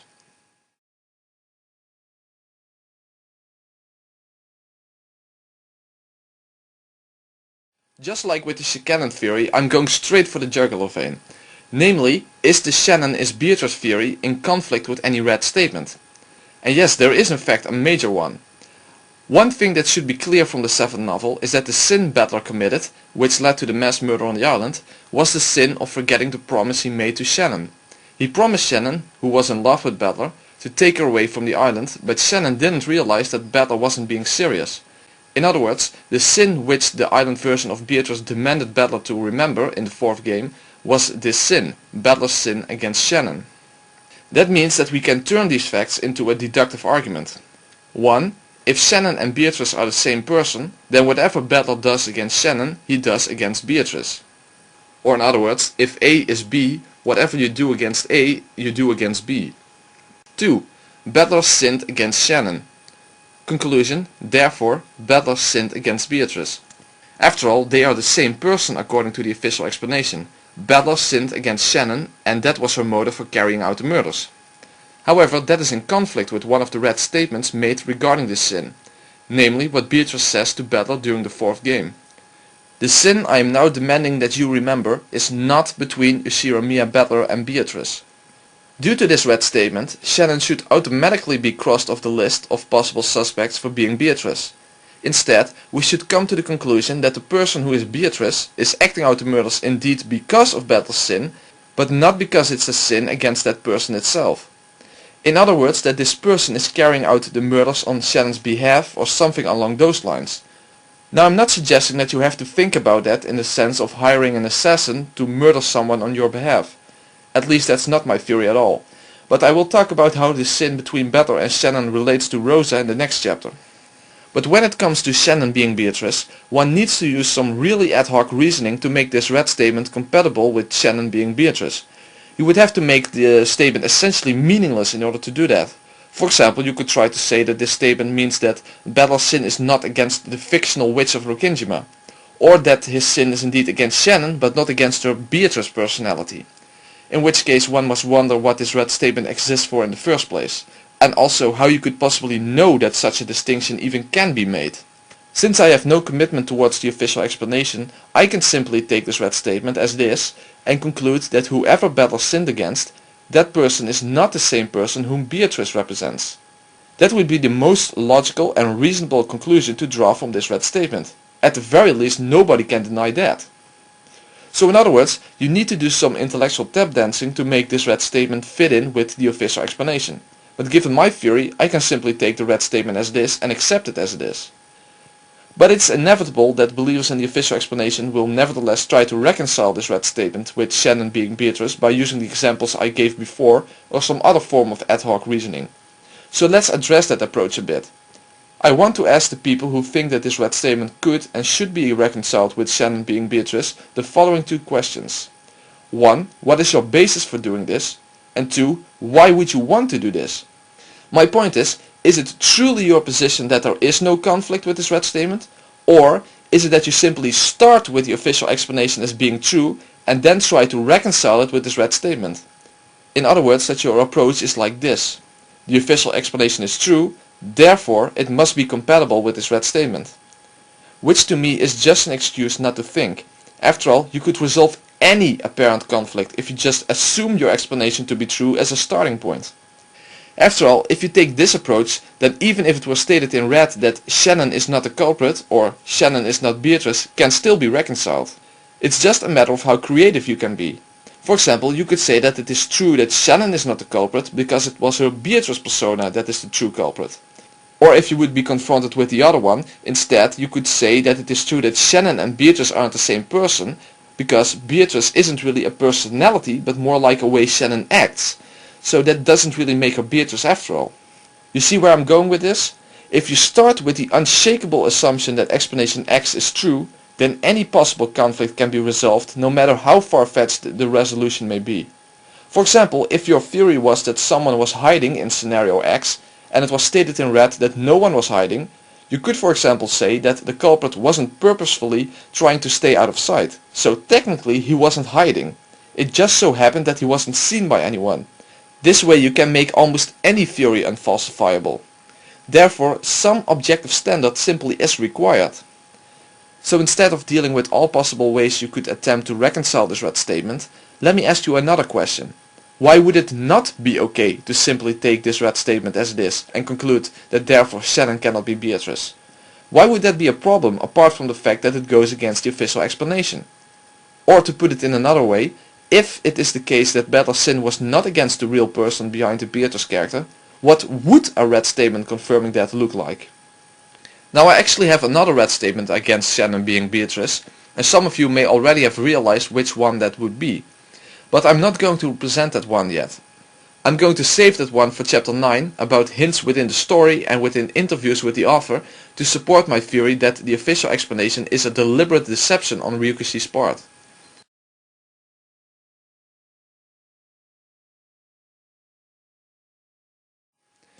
Arguments based on red statements are of course always the strongest types of arguments, but apart from the red statement regarding Bella's sin, there is also circumstantial evidence against Shannon being Beatrice. An example of this would be Maria's testimony in the 7th novel, when Will is asking her about the first time she met Beatrice.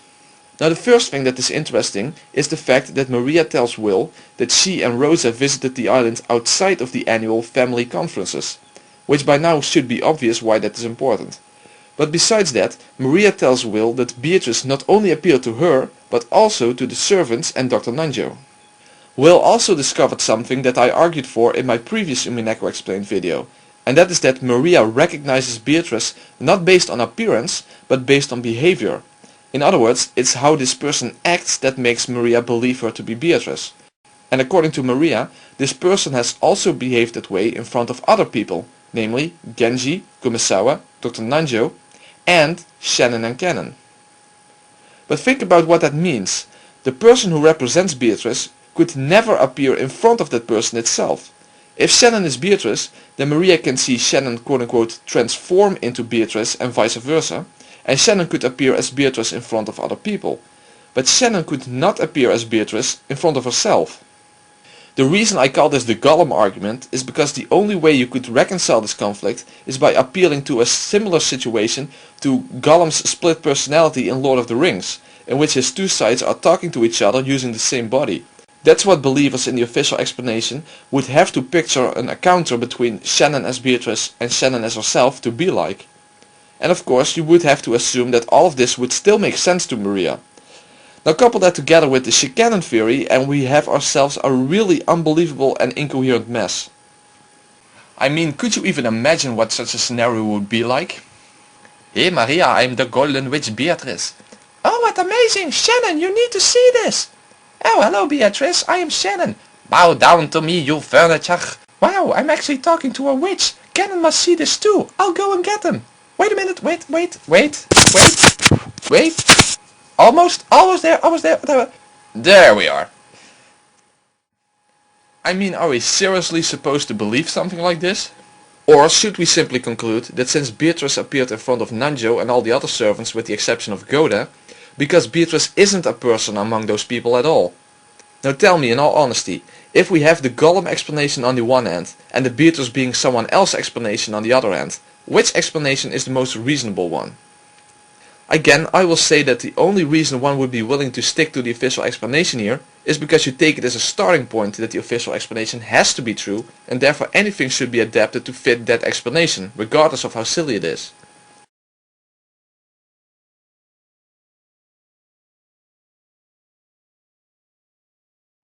The next argument I want to make against Shannon being Beatrice is the discrepancy in the outward appearances of Shannon and the island version of Beatrice. As we know, both Shannon and Beatrice have a tattoo of the one-winged eagle on their leg. So that would exactly be evidence in favor of Shannon being Beatrice, right? Well, the problem is that the island version of Beatrice has the tattoo on her right leg, while Shannon has it on her left leg. This may seem like a trivial point, but there is more to it than may appear. Remember that the island version of Beatrice appears in front of Battler at the end of the 4th game. Now I suppose that the response to this would be that Battler might not have been able to see her tattoo since she was standing on the balcony. However, if believers in the official explanation will use that counter-argument against the discrepancy of the tattoo, then they have also provided me with a counter-argument to the claim that Rosa has brown eyes and brown hair even though Island Beatrice has blue eyes and blonde hair, even though in the anime version Rosa and Beatrice's hair are about the same, as well as their overall appearances being very similar in the anime version. And by the way, Shannon doesn't have blue eyes in the novels either. But eye color is very easy to disguise anyway, but changing the location of a tattoo is not. So yes, you could indeed suppose that the tattoo would not have been visible for Battler, in which case you would get around this argument. But then you should wonder why the tattoo is there at all. If Beatrice is supposed to be Shannon, then why is the tattoo not on her left leg? Of course, you could argue that placing it on her left leg would make it perhaps too obvious that it is Shannon. But then why did Ryukishi not place Island Beatrice's tattoo on a different part of her body, which on the other women is covered up at all times, like her upper right arm or something? In other words, why does this discrepancy exist when it didn't need to exist in the first place? Or should we again conclude that Shannon is not Beatrice instead of trying to find some way to make it compatible anyway? Now you will probably say, but how do we know that Rosa has a tattoo of the family crest on her right leg? And that's a fair question. We indeed don't know that, but there are two things to consider here. One, at least there is no conflict between Beatrice's tattoo and Rosa, since we can neither confirm nor disconfirm her having the family crest on her right leg. And two, there is at least an indication that Rosa may have the family crest tattooed on her body somewhere. After all, we know that Eva has the family crest tattooed on her right arm in addition to having it on her clothes. So it is at least not unlikely that all of the family members, or at least the siblings, have the family crest somewhere on their bodies as well as on their clothes. This of course doesn't prove in any way that Rosa has the family crest on her right leg, only that it is certainly possible. In other words, with Shannon as Beatrice we have a conflict regarding this tattoo, but with Rosa we do not have such a conflict. Of course, another way believers in the official explanation could get around this is by saying that it's not a tattoo in the first place, but rather some other form of marking that can easily be removed and reapplied. But however you take it, at the very least this argument does remove any objection towards Rosa being Beatrice based on appearance. So now let's move from arguments against Shannon being Beatrice to arguments in favor of Rosa being Beatrice.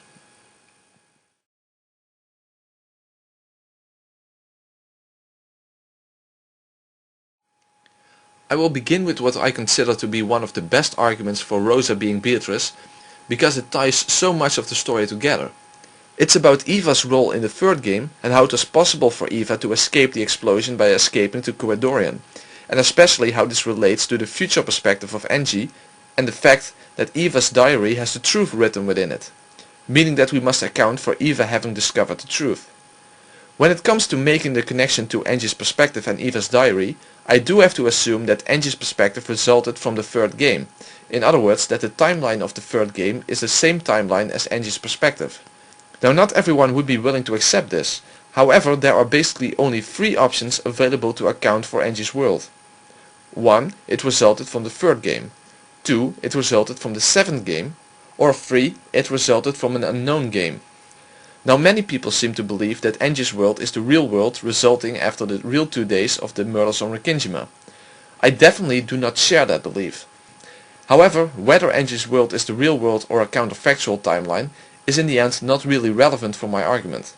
The issue is which theory can actually account for Eva being alive in Angie's world, and especially Eva knowing the truth. Now you could assume that Angie's world resulted from the 7th game, but I don't think many people really believe that. Also, I think you run into some problems then, which I will explain near the end of the video. So you could go for the 3rd option, but in that case absolutely nothing gets explained. It means that we don't know why Eva is alive in Angie's perspective, and we also don't know how Eva knew the truth, and it basically is just anybody's guess.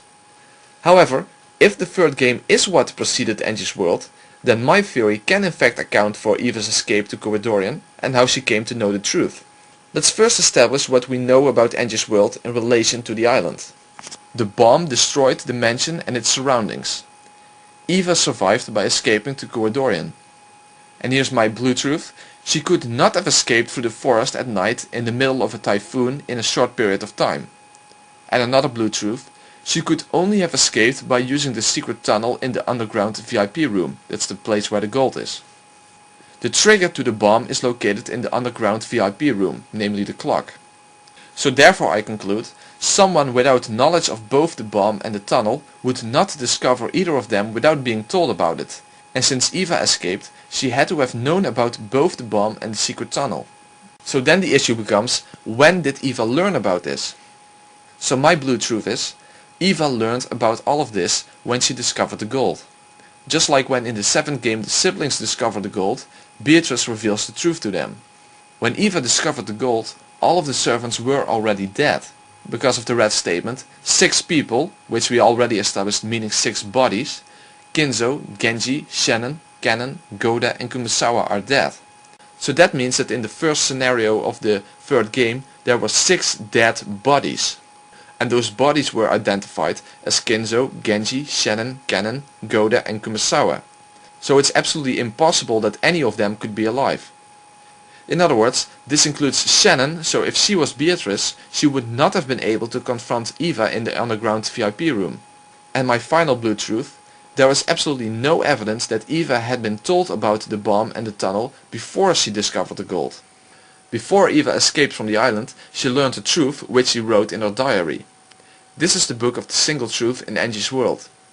We know with red certainty that Eva's diary contains the real truth about what happened on the island. We know that Eva has been keeping the truth a secret for her entire life, even on her deathbed. Even though many people believed her to be the real murderer, she'd rather had them believe that than to reveal the real truth. In other words, Eva was willing to protect the truth until the very end. So we must wonder, why is that? So how, given the official explanation, would it be possible to both explain the 3rd game and Angie's future perspective collectively? Whoever is the culprit in the 3rd game, it first of all cannot be Shannon, or Kanon for that matter, since the red statement confirming the deaths of the servants and Kinzo specifically states that the 6 people are dead, meaning 6 dead human bodies, in which the names refer to the identities of those bodies. So there's no room for wordplay regarding names or quote-unquote character death or personality death or whatever it may be. So if Shannon truly is Beatrice, then Beatrice died in the 6 linked closed room chain regardless of whoever set up that scenario for whatever reason. That means that when Eva discovered the gold, it would be impossible for Beatrice to confront her there and explain everything in a similar way as in the 7th game, meaning that Eva would just have found a room full of gold without any knowledge regarding the bomb or the secret tunnel to Corridorian. Neither is there any reason to believe that she would have any knowledge regarding who Beatrice is and who committed the murders. Remember that Beatrice is not the one committing the murders if Shannon is a victim of the first scenario. However, my theory explains both the 3rd game and the future perspective perfectly. In fact, everything fits together if Rosa is Beatrice, because if that is true, then Eva was indeed confronted by Beatrice after finding the gold. Don't you think it's just a little bit too much of a coincidence that right after Eva discovered the gold, Rosa is suddenly there as well, congratulating her for finding the gold and solving the epitaph? Supposedly, Rosa was there because she just happened to have solved the epitaph as well, but just a minute too late, which would be an extreme coincidence if you ask me.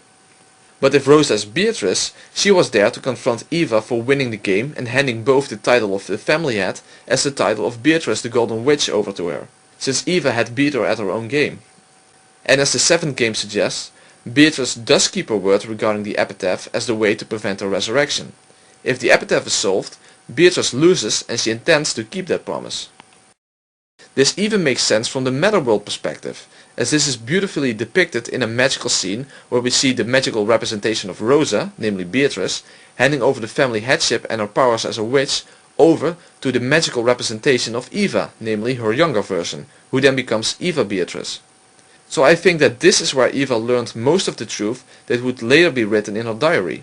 Just like Beatrice explained about the secret tunnel and the bomb in the 7th game, it is plausible that something similar would have happened in Eva's case. My theory also explains Rosa's death after that, and even the way in which she and Maria died. This is something I haven't explained yet, since I will go into this in the next chapter, but it's about the notion of Rosa not acting alone, but having a second culprit helping her out who doesn't share the exact same motives as her, and therefore has no interest in stopping the murders just because Eva solved the epitaph. If Rosa wanted to pull the plug on the whole murder scheme, but her fellow culprit George had no such intentions, then it's very plausible that this would result in a fight between them. Remember that Rosa's murder in the 3rd game occurs without any weapons and in quite an unusual fashion, which would be difficult to plan out in advance. So I believe that George and Rosa got into a struggle, which Rosa had no chance of winning since George is trained in martial arts, which eventually resulted in Rosa getting thrown on the fence. George then had no choice but to strangle Maria, who was probably completely hysterical after seeing her mother die, so he silenced the witness. Now I will explain about George's motivation in the next chapter, and about the precise details of the 3rd game and Eva's role in it in chapter 8, so I will skip most of the 3rd game for now and move on to the end. At the end of the 3rd game, Eva shoots Battler through his heart and then she escapes to Gorodorian. Even the game results suggest that she survived the 3rd game. I already made clear how she would know about the secret tunnel, the bomb and the identity of Beatrice, but I haven't yet explained why she would keep the truth a secret, why she would rather have people believing that she is the real murderer than to reveal the truth, and why she would shoot Battler and how she would know that George is the second culprit. I will explain this in more detail in chapter 8, but basically in a nutshell I believe that Dr. Nanjo tried to kill George in the parlor in self-defense basically. However, George was merely wounded and unconscious. When Nanjo later quote-unquote discovered George's corpse with Battler, Eva and Jessica, he performed a quick examination and must have realized that George wasn't actually dead. So after taking care of Jessica in the servants' room, he tried to get back to the parlor to finish the job. However, George had already regained consciousness and killed Nanjo in the hallway. In my original Umineko Explained video, I hypothesized that George died an accidental death after that due to his blood loss. But I no longer believe that. After all, we need to make some sense of Eva shooting Battler and Eva hiding the truth at all cost. First, let's analyze things a bit. Kraus and Natsui's corpses were found around 6 p.m. Battler was killed by Eva at 11:15 p.m. Nanjo died a relatively short time after the discovery of George's quote-unquote corpse, which happened right after the discovery of Kraus and Natsui's corpses, so let's say around 7 p.m. This means that we don't get to witness almost 4 hours of the end part of the 3rd game. That's a pretty long time, and since we don't know what happened during that time, we don't know if Eva was with Battler the whole time after Nanjo's murder. We don't know exactly what happened to Jessica. All we know is that Eva and Battler couldn't find her when they discovered Nanjo's corpse. They might have found her in the parlor where she supposedly would have been according to the magical perspective where she was rescued by Ghost Cannon, but that's never shown. So she could be stumbling somewhere around the mansion or something, but in the end we simply have no objective information on her whereabouts. All we know is that George did die before her, so she should not have been killed by George. It is confirmed in red that Jessica is among the last 3 survivors. We don't know exactly what happened to Island Battler in between the time that Nanjo was murdered and him getting shot by Eva. We know that he was with Eva the whole time until Nanjo was murdered, since that is stated in red, but we don't know if Eva was with him during the time after Nanjo was murdered. At least we don't know if she was with him the whole time. So if George is the one who is murdering everyone in the 3rd game, including Rosa, and has now also killed the accomplice Dr. Nanjo, as I said, we don't know what happened to Jessica, but she would be the least of George's worries given the state she was in. But anyway, there was no reason to believe that George would stop there, so George would then go after his mother and Battler as his final victims. So I believe the following, that a confrontation between Eva and George took place somewhere after Nanjo's death and before Battler was killed. This is where she learned the final piece of the puzzle, that her own son was the second culprit and that he even killed Hideyoshi. Now George was out to kill Eva. However, him being wounded and Eva being armed with a rifle, George would probably not win this fight with his mother. So I believe that Eva was forced to kill her own son. So that's the final piece of the puzzle. Eva knows the full truth, which includes the fact that her very own son is the cold-blooded murderer of Rukinjima. and that's what the world would come to know unless she would prevent it. So she chose to use the bomb of which Rosa told her in order to create a cat box, and she would even be prepared to be seen as the murderer as long as her son's guilt would remain a secret. But of course, the only person standing in her way would be the other survivor, Battler. So she decided to do what was necessary in order to protect her son's honor, and shoot Battler since he was a witness. Jessica's location is unknown, but given that she was blinded, she would never be able to escape and therefore died in the explosion. So Eva went to the underground VIP room and escaped to Koridorian using the secret tunnel. I believe she already went to arm the bomb after she killed Krause and Natsui, and was very surprised to learn that their corpses had disappeared and were suddenly under the arbor with stakes on their legs. But I'll explain that in chapter 8 when explaining the entire third game. So Eva escaped, and then the mansion and its surroundings blew up, including Jessica, and this gave rise to the future perspective of Angie, in which Eva is the sole survivor who has the real truth locked away inside her diary. And she protected the secret until the day she died. I believe that the Eva Beatrice character represents the illusion of Eva being the culprit, covering up for the murders committed by George. Now it may seem like this necessitates that the third game is the real 2 days of the murders on Rakinjma, but that's not necessarily the case at all.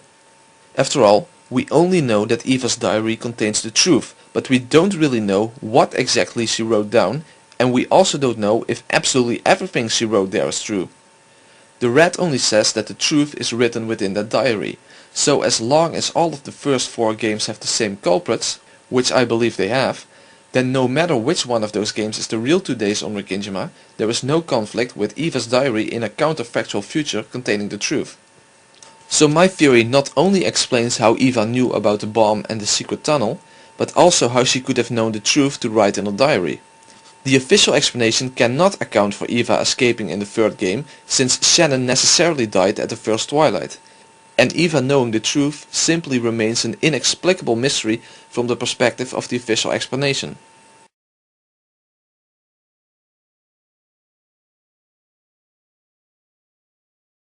In the 7th novel, we learn from Will's conversation with Maria that she claims to only have met Beatrice on the island, which would on face value suggest that Beatrice is someone who lived on the island.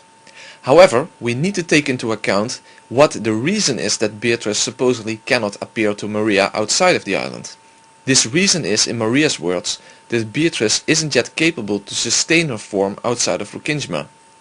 However, since the whole Beatrice character is essentially just make-believe, this rule is in the end arbitrary. It's either out of necessity, so if Shannon indeed would be Beatrice, she would more or less be stuck on the island, and or part of the character of the Beatrice personality. However, if it is not out of necessity, then this rule can be broken, even if it is out of character for Beatrice, as long as there is some emotional need for both Maria and Beatrice to break this rule. So, does this in fact happen? Even though Maria claims that Beatrice can only appear to her on Rakinjma, or in other words, the rules say that, is this actually contradicted by Maria's own testimony, in which Beatrice does appear to her outside of the island, and in fact in her very own home? And yes, there is. There is an account in Maria's diary in which Beatrice appears to her at her home. Namely, the scenario in the 4th novel when Rosa tears her beloved stuffed animal Saktakuro apart. After that happens, Beatrice appears to Maria to comfort her. And then we see the scene in which Beatrice grants Maria the ability to kill her mother over 100 times in a row. Now we have to take into account that this is a magical perspective scene, so how should this scene be interpreted? Remember that every time when Rosa has been abusive towards Maria, later on she regrets it and makes up with Maria again. So it is to be expected that after she violently tore apart Saktakuro, she would probably soon regret it. But obviously this act was incredibly painful for Maria that a simple apology wouldn't do. No, this was a moment when Maria needed Beatrice, so even though it was against the rules, the Rakinjma witch appeared to comfort her and to provide her with the opportunity to have her revenge. Now this may seem like a violation of what I said earlier, that Beatrice couldn't possibly appear to the person acting out her persona. However, that isn't necessary for this scene to begin with. In fact, even in the magic torture scene, Rosa never even acknowledges Beatrice in any way in the first place. She talks to Maria, but she never even mentions Beatrice standing next to her. But since this torture scene could never have happened in reality in the first place, there is no need to even suggest that Beatrice appeared to Rosa. The only thing that is necessary is that she appeared to Maria. First of all, the Rosa in the torture scene should not be regarded as an accurate depiction of Rosa herself, as she is inhumanly cruel in that scene. Even though Rosa is indeed very cruel to Maria in the real world, she is still shown to love Maria. So I see the Rosa in the magic torture scene as a representation of the evil side of Rosa, and Beatrice as her good side. In other words, you should regard the Rosa who is being tortured as the worst possible mother in Maria's eyes, and Beatrice as the perfect mother. So the one being punished should not literally be regarded as Rosa herself, but as the most evil side of her. In fact, that's how Maria basically refers to her in that scene. So how would the magic torture scene have played out in the real world? Well, here I can only speculate since I have no actual information outside of the magical perspective. So let me just give a possible way it could have played out. But this is of course just an example. After Rosa came to her senses after ripping Koro apart, she knew that she would be unable to make up for what she did, unless she did something dramatic. So she acted out her Beatrice persona, who would be the only person Maria would listen to and would want to listen to, even though this was quote-unquote against the rules. Since Maria would no longer recognize Rosa as her usual mother, it would be possible for her and Maria to hurt her abusive mother, or specifically the Black Witch as Maria called the bad side of her mother. In the magical depiction of this scene, Maria tears apart the actual body of her mother, but in real life this might have been something that represented Rosa, like some of her belongings for example. I can't know that of course, but a possible way for Rosa to have made up for what she did is to go around the house with her daughter as her Beatrice persona and have Maria smash some of her own belongings apart. That would have been Maria's revenge. Her evil mother took what was precious to her away from her, so Beatrice then allowed Maria to repeatedly destroy things that were precious to her mother. That would be a way of making sense of this scene, and it would account for Maria meeting Beatrice at her very home and actually getting some sort of revenge, even though according to the rules she could only meet Beatrice on Rokindjima.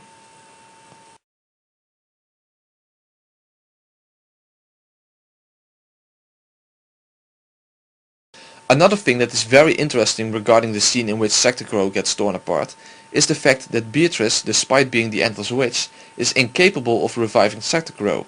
The reason for this is in her own words because Rosa denied him and she was the one who made him in the first place.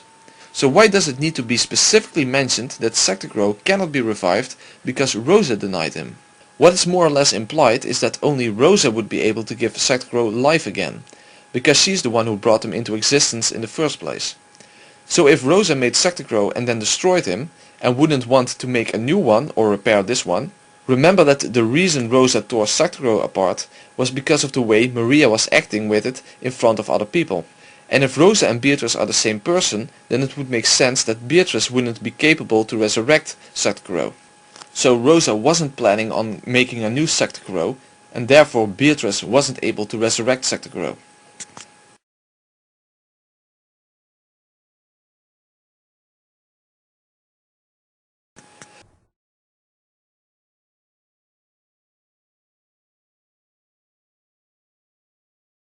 This also ties into Maria's twisted personality.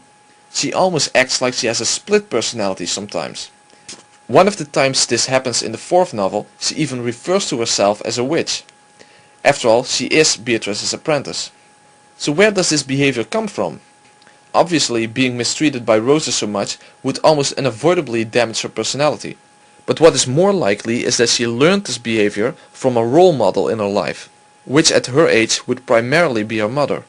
Therefore, I believe that Maria is basically mimicking Rosa in a sense. After all, Rosa has many faces herself. Rosa is definitely one yet many.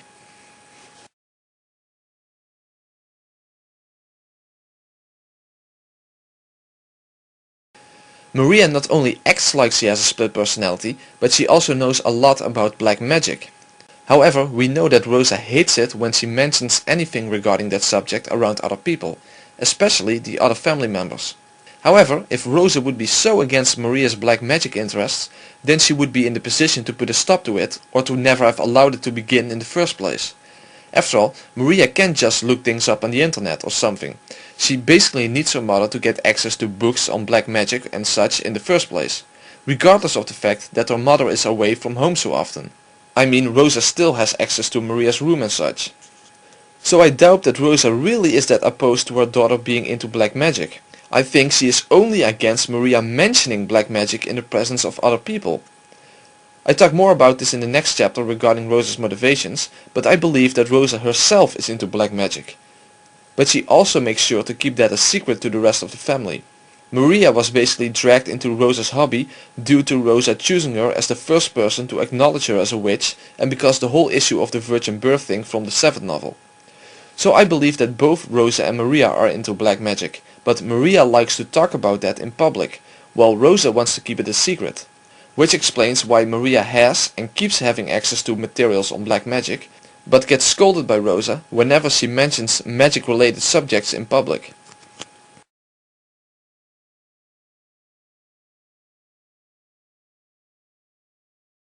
Another interesting thing is that the demon Gab, who appears in the 4th novel, actually turns out to have been the prototype for Beatrice, as we learned in the 7th novel. Gab represents the fact that often things go missing as if it was done by magic. This was Yasu's first experience with quote-unquote magic, and interestingly enough, this type of magic is also a big deal to Maria. In the 4th novel, we learn that Maria keeps her room in a sort of memorized chaos. Otherwise, things will go missing. Things disappearing were Yasu's introduction into magic. If things go inexplicably missing, people could interpret it as being done by a witch. The only person who can make things go missing from Maria's room is Rosa. Maria is also the one who gave this principle the name Gab. What is also really interesting is the fact that Gab dresses really unfashionable to the point that her dress is outright ridiculous. Remember that Rosa runs a pretty unsuccessful fashion design company. When Yasu first imagined Gab, Rosa would have been at the start of her fashion career. Given that and the fact that her company is still not very successful, it wouldn't be surprising for her to imagine a witch in an absurd looking outfit. Remember that this is the only version of a witch that was completely imagined out of thin air, so to say, without any quote-unquote model to base it on. Apart from Rosa, there is really no connection between someone's interest in strange fashion and Gab's interest in strange fashion.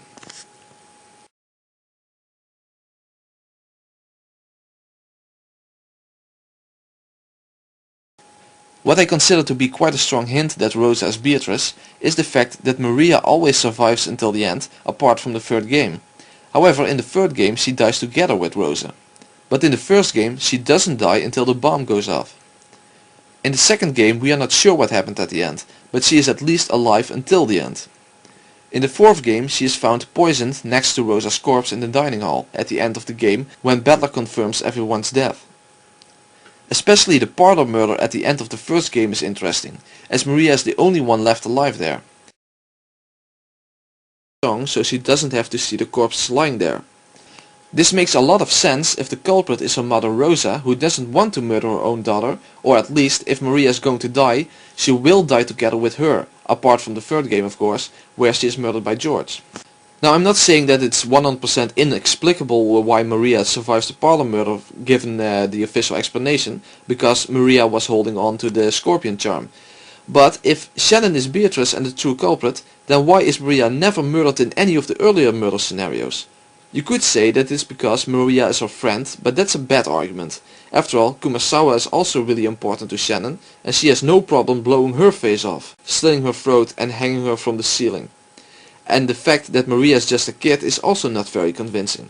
The culprit was okay with tearing people's faces apart and ripping all their guts out, so that doesn't come across like someone who would show mercy to a child just for being a child. Of course, as I said, Maria was holding on to the scorpion charm during the parlor murder, but that assumes that Beatrice knew this and doesn't explain Maria's late death in the 2nd and in the 4th game. But Maria being the culprit's daughter makes a lot more sense.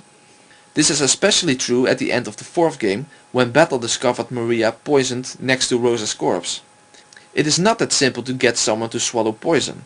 Of course, Shannon being a servant could have snuck poison into Maria's dinner, but that implies that this poison murder was planned already when they were having dinner. But anyway, why would she specifically choose to poison Maria?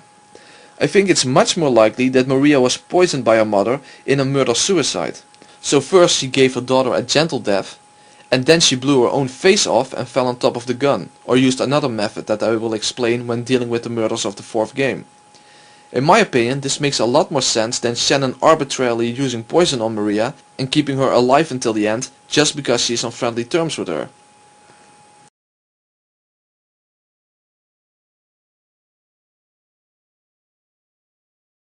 The following argument may not be considered to be a very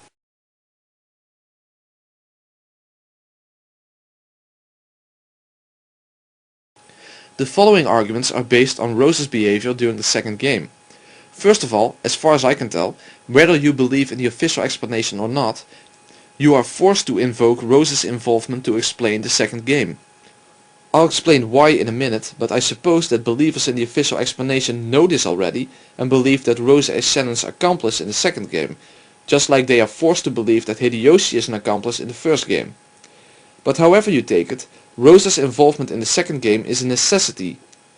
If anyone can explain the second game without Rosa, then be my guest. So basically it's like this: what fits the best? Rosa as an accomplice in only the second game, or that Rosa's involvement is necessary because she is the main culprit to start with? In my opinion, invoking accomplices arbitrarily is a weak point in any theory. So what reason other than the fact that you can't explain the second game without Rosa is there to think that she would aid Shannon in her murder scheme? I guess the only reason would be the gold. However, you can't consistently suppose that the epitaph was solved, since that would put a stop to the murders in the first place. After all, both in the third game after the epitaph was solved and the fifth game entirely are suggested to not have been carried out by Beatrice in the first place. So I guess you would have to suppose that Shannon simply offered Rosa some gold in order to get her to cooperate. Basically just how Kraus and Natsui are made into accomplices in Umineko Our Confession. But what evidence is there to support any of this? And also, why would Shannon need to do that in the first place? Why involve Rosa, which would be in fact a very dangerous move? This is again such a case of a character acting like a moron. I will go into the details about the problems of having many accomplices in the chapter on Umineko Our Confession, but one needs to realize that accomplices are the most dangerous people for a culprit when they don't share the same motives as they do. If accomplices are bribed or forced, you can expect retaliation at any unguarded moment, especially when you consider that Rosa carries a gun during most of the game. If she really wanted the money, she wouldn't need to listen to Shannon in the first place. Rosa would be then calling the shots. Rosa would have access to 3 gold bars and perhaps the keycard to the money as well, so it would be the most dangerous and outright moronic move on Shannon's part to involve Rosa. Shannon wouldn't even have any need for Rosa's involvement if she just had set up the chapel closed room just slightly different in order to not need any help at all from Rosa. In other words, the notion of Rosa as Shannon's accomplice in the second game doesn't make much sense from both Rosa's and Shannon's perspective. It has no evidence other than the fact that you can't get around Rosa's involvement, and it lacks elegance to invoke someone as an accomplice just for a single game, when I can explain all 5 games with the same 3 individuals. But why is Rosa's involvement necessitated in the first place? First of all, Rosa knows about Kinzo's death. Twice in the second game it becomes clear that Rosa is aware that Kinzo is already dead. After all, after the chapel murder, Rosa goes to Kinzo's study in order to borrow his gun for protection. And later on in Jessica's room, she affirms that she has even talked to Kinzo there. But given the fact that Kinzo is already dead, that would be impossible. So we can conclude that Rosa knows that Kinzo is already dead, but that she is pretending like he is still alive, and that she has borrowed his gun directly from him. Is this because of arbitrarily being Shannon's accomplice, or is it because she herself has become the new head of the family when Kinzo died? Because she is Beatrice and was there when Kinzo died before he handed everything over to her. And then there is the ladder in the parlor.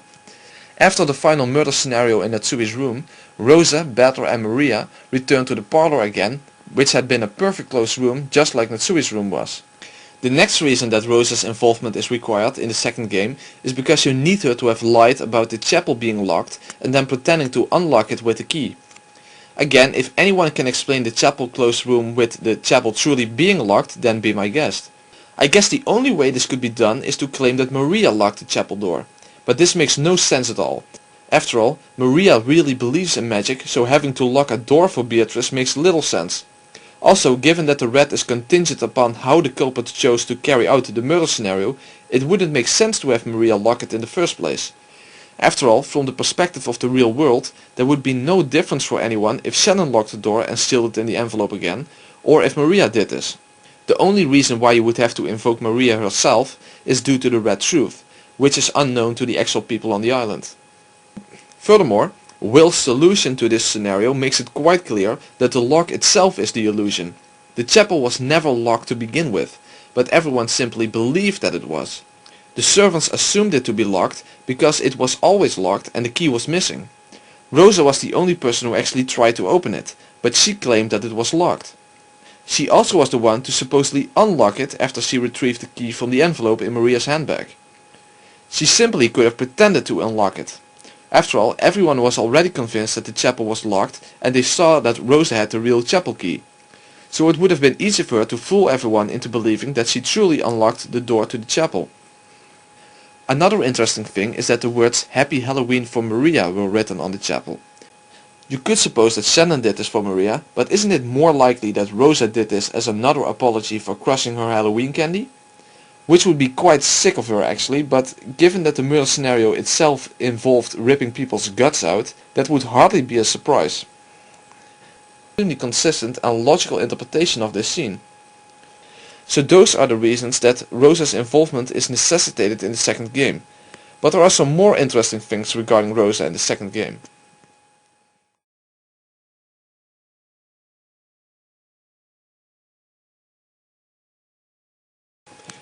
We know that both Shannon and Cannon refer to themselves as furniture, and this is also how Beatrice calls her own servants. In the previous chapter I already referred to the supposed origin of the term, which came from Yasu referring to the state of her own body as incapable of love. I already explained that I don't interpret this to mean anything physical, as the official explanation suggests. Instead, I believe its meaning to simply being the most obvious meaning, namely the low social status of a servant. After all, not only Shannon and Cannon refer to themselves as furniture, but Genji does so as well. So that already kind of puts into doubt that it refers to the state of Yasu's body. However, other people never refer to the servants as furniture at all. Jessica even hates the term and doesn't want Cannon to call himself like that. But there is someone who does refer to the servants as furniture. In the second game, when Rosa forced Goda, Genji and Shannon to give her their master keys, and after they left the servants' room, she said the following thing. 僕も彼らと一緒に行くよ。長司様。僕は僕の判断で行動します。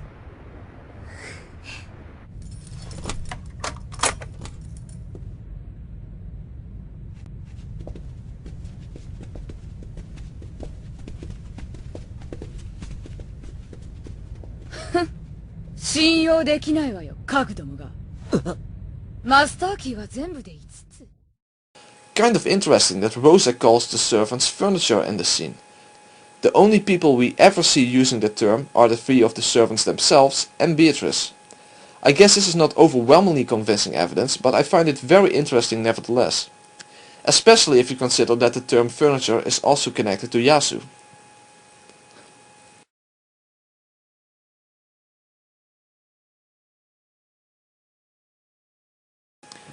I want to end this chapter with perhaps one of the most interesting arguments for Rosa being Beatrice.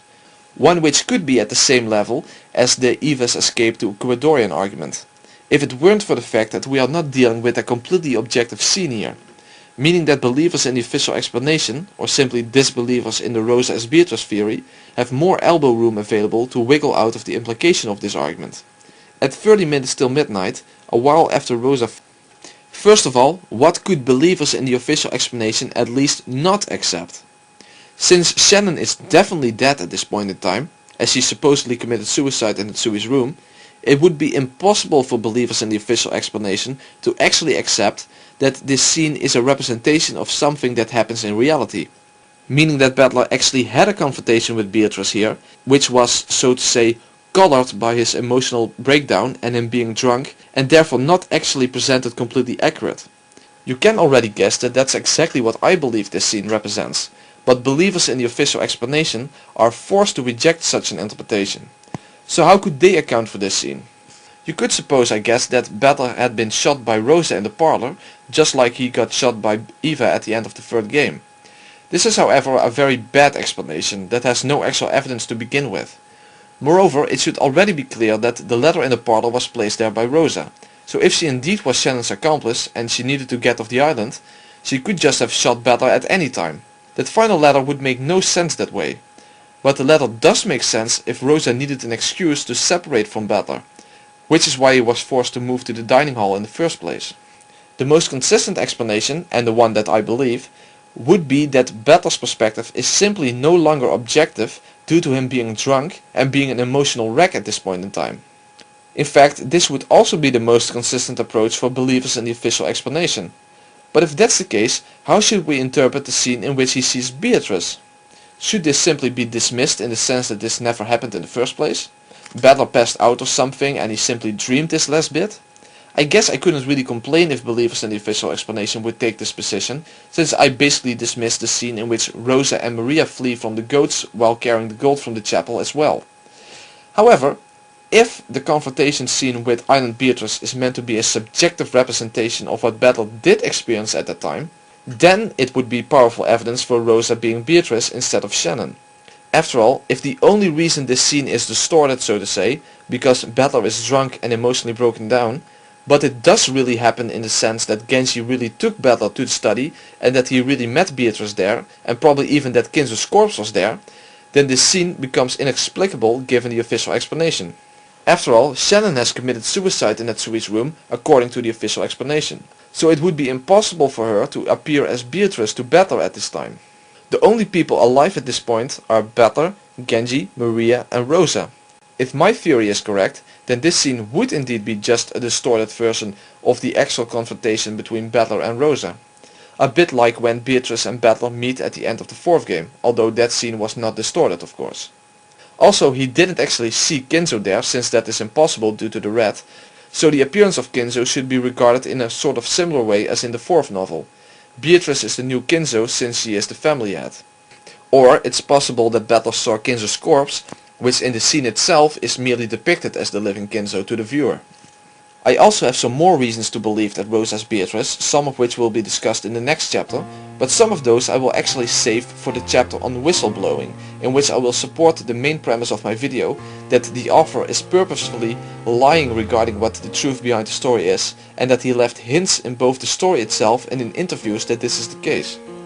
So now I will move on to the motivations of the two culprits Rosa and George and their accomplice Dr. Nanjo.